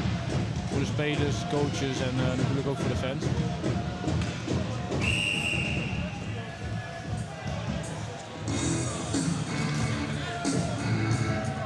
Ja, dan bleef er nog maar 1 prijs voor dit seizoen. De titel van de Benelux. Die competitie eindigt als eerste, heel knap. Maar ook die titel is natuurlijk nog lang naar binnen. Nee, dat is de moeilijkste. Dan heb je de play-off waar je 2 rondes best of 3 hebt en dan een best of 5 finale. We tellen nog 5 tellen, dus het pleit is beslecht. De hand in omheen bij Nijmegen. Ze weten het. Skier onmogelijk is gebeurd. In het hal van de Leeuw wint Nijmegen met 4-12 van de Flyers. En gaat terug naar de finale om de Nederlandse titel. De Flyers worden op een nij uitschakelen voordat de finale bereikt is. Weer trof Nijmegen. Eerst weer de beker, nu is het de Final Four om de landstitel. De enige prijs die dit seizoen nog overblijft is die van de Benelux. Maar ja, die is nog een heel eind voort. De teleurstelling is groot. En je zult wel even wat denkjes verwerken worden, maar dat denk ik, Lars. Zeker weten. Morgenmiddag niks te doen en om 1:30 in de toekomstteamen in de eerste playoff-wedstrijd, de kwartfinales. En dat is de wedstrijd tegen de Tilburg. Dus toekomstteam morgenmiddag hier in Tialf. Ja, een enorme domper hier op Tialf. Vooral omdat het Toren de weekend zaak goed uitpakte. Dus wat hij oppakt. De koprenners verslaan in overtime. En dan nou als het gebeuren moet, toch onderuit gaan. Het leek zo mooi. Goed samen minuten spelen, 2-0 voor. Maar eigenlijk is het daarna alleen maar achteruit dan, hè? Ja, vanaf dat moment van de tweede periode eigenlijk is het Nijmegen geweest wat de wedstrijd in overhand had en het eigenlijk niet meer uit handen heeft gegeven. We hebben wel wat kansen gehad voor de Flyers die allemaal netjes werden afgeweerd door Dennis Moller.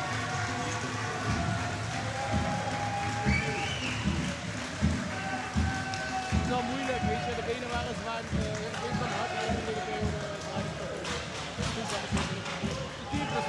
Ja, karakter. Echt veel karakter. Dus, dankjewel. Jo zeggen, een interview met Van Sels, een Grutske keeper van Nijmegen. Dennis Mollen, die had absoluut punten gescoord hier van Nijmegen.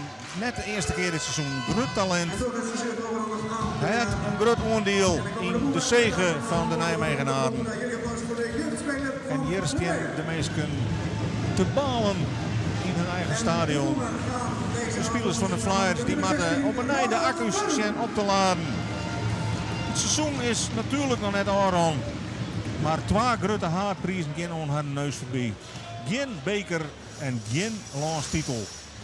Het enige wat overblijft is de titel van de Benelux, maar die is nog een eind voort. Aan de andere kant, die competitie begint al heel vlot, want Takum Weekend is de eerste wedstrijd al.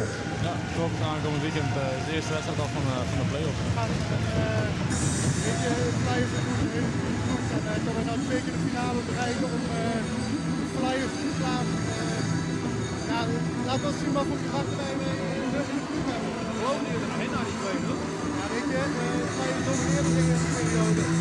Maar wij kwamen zo sterk in de tweede periode eruit.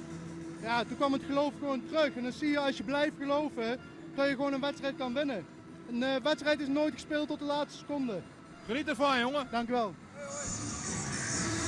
Levi Haukes, dat weer de man die de fjouwer twaan maken. Dus die de echte genadeklap uitdeelde namens Nijmegen. Wij verlitten jou hier vanuit Tialf met deze beelden. De spelers van de Flyers die het publiek bedanken voor de support, maar die het net opredden. Ik bedank Lars Den Edel, wens ik hem beter skip, mij zien. Sleutelbeen, ik hoop dat het slot van het seizoen mij maakt. Voelt het leuk om te doen? Ja, zeker. Dat was een keer wat anders. Hartelijk dank. Geen probleem. Dit hier de livestream bij Omroep Friesland. Heel graag een andere keer.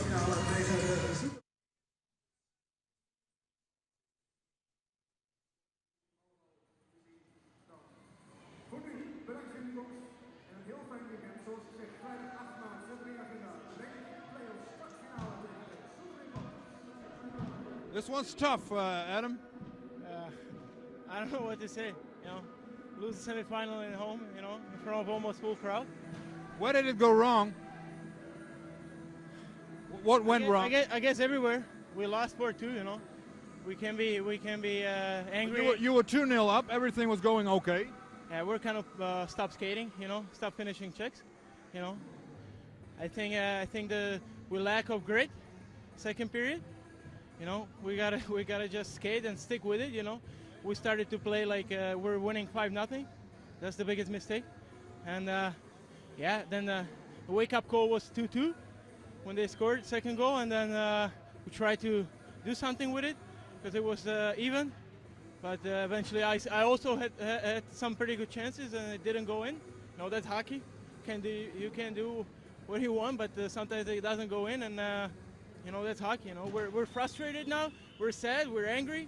We just gotta focus on the playoffs upcoming. Thanks for the reaction, man. Thanks.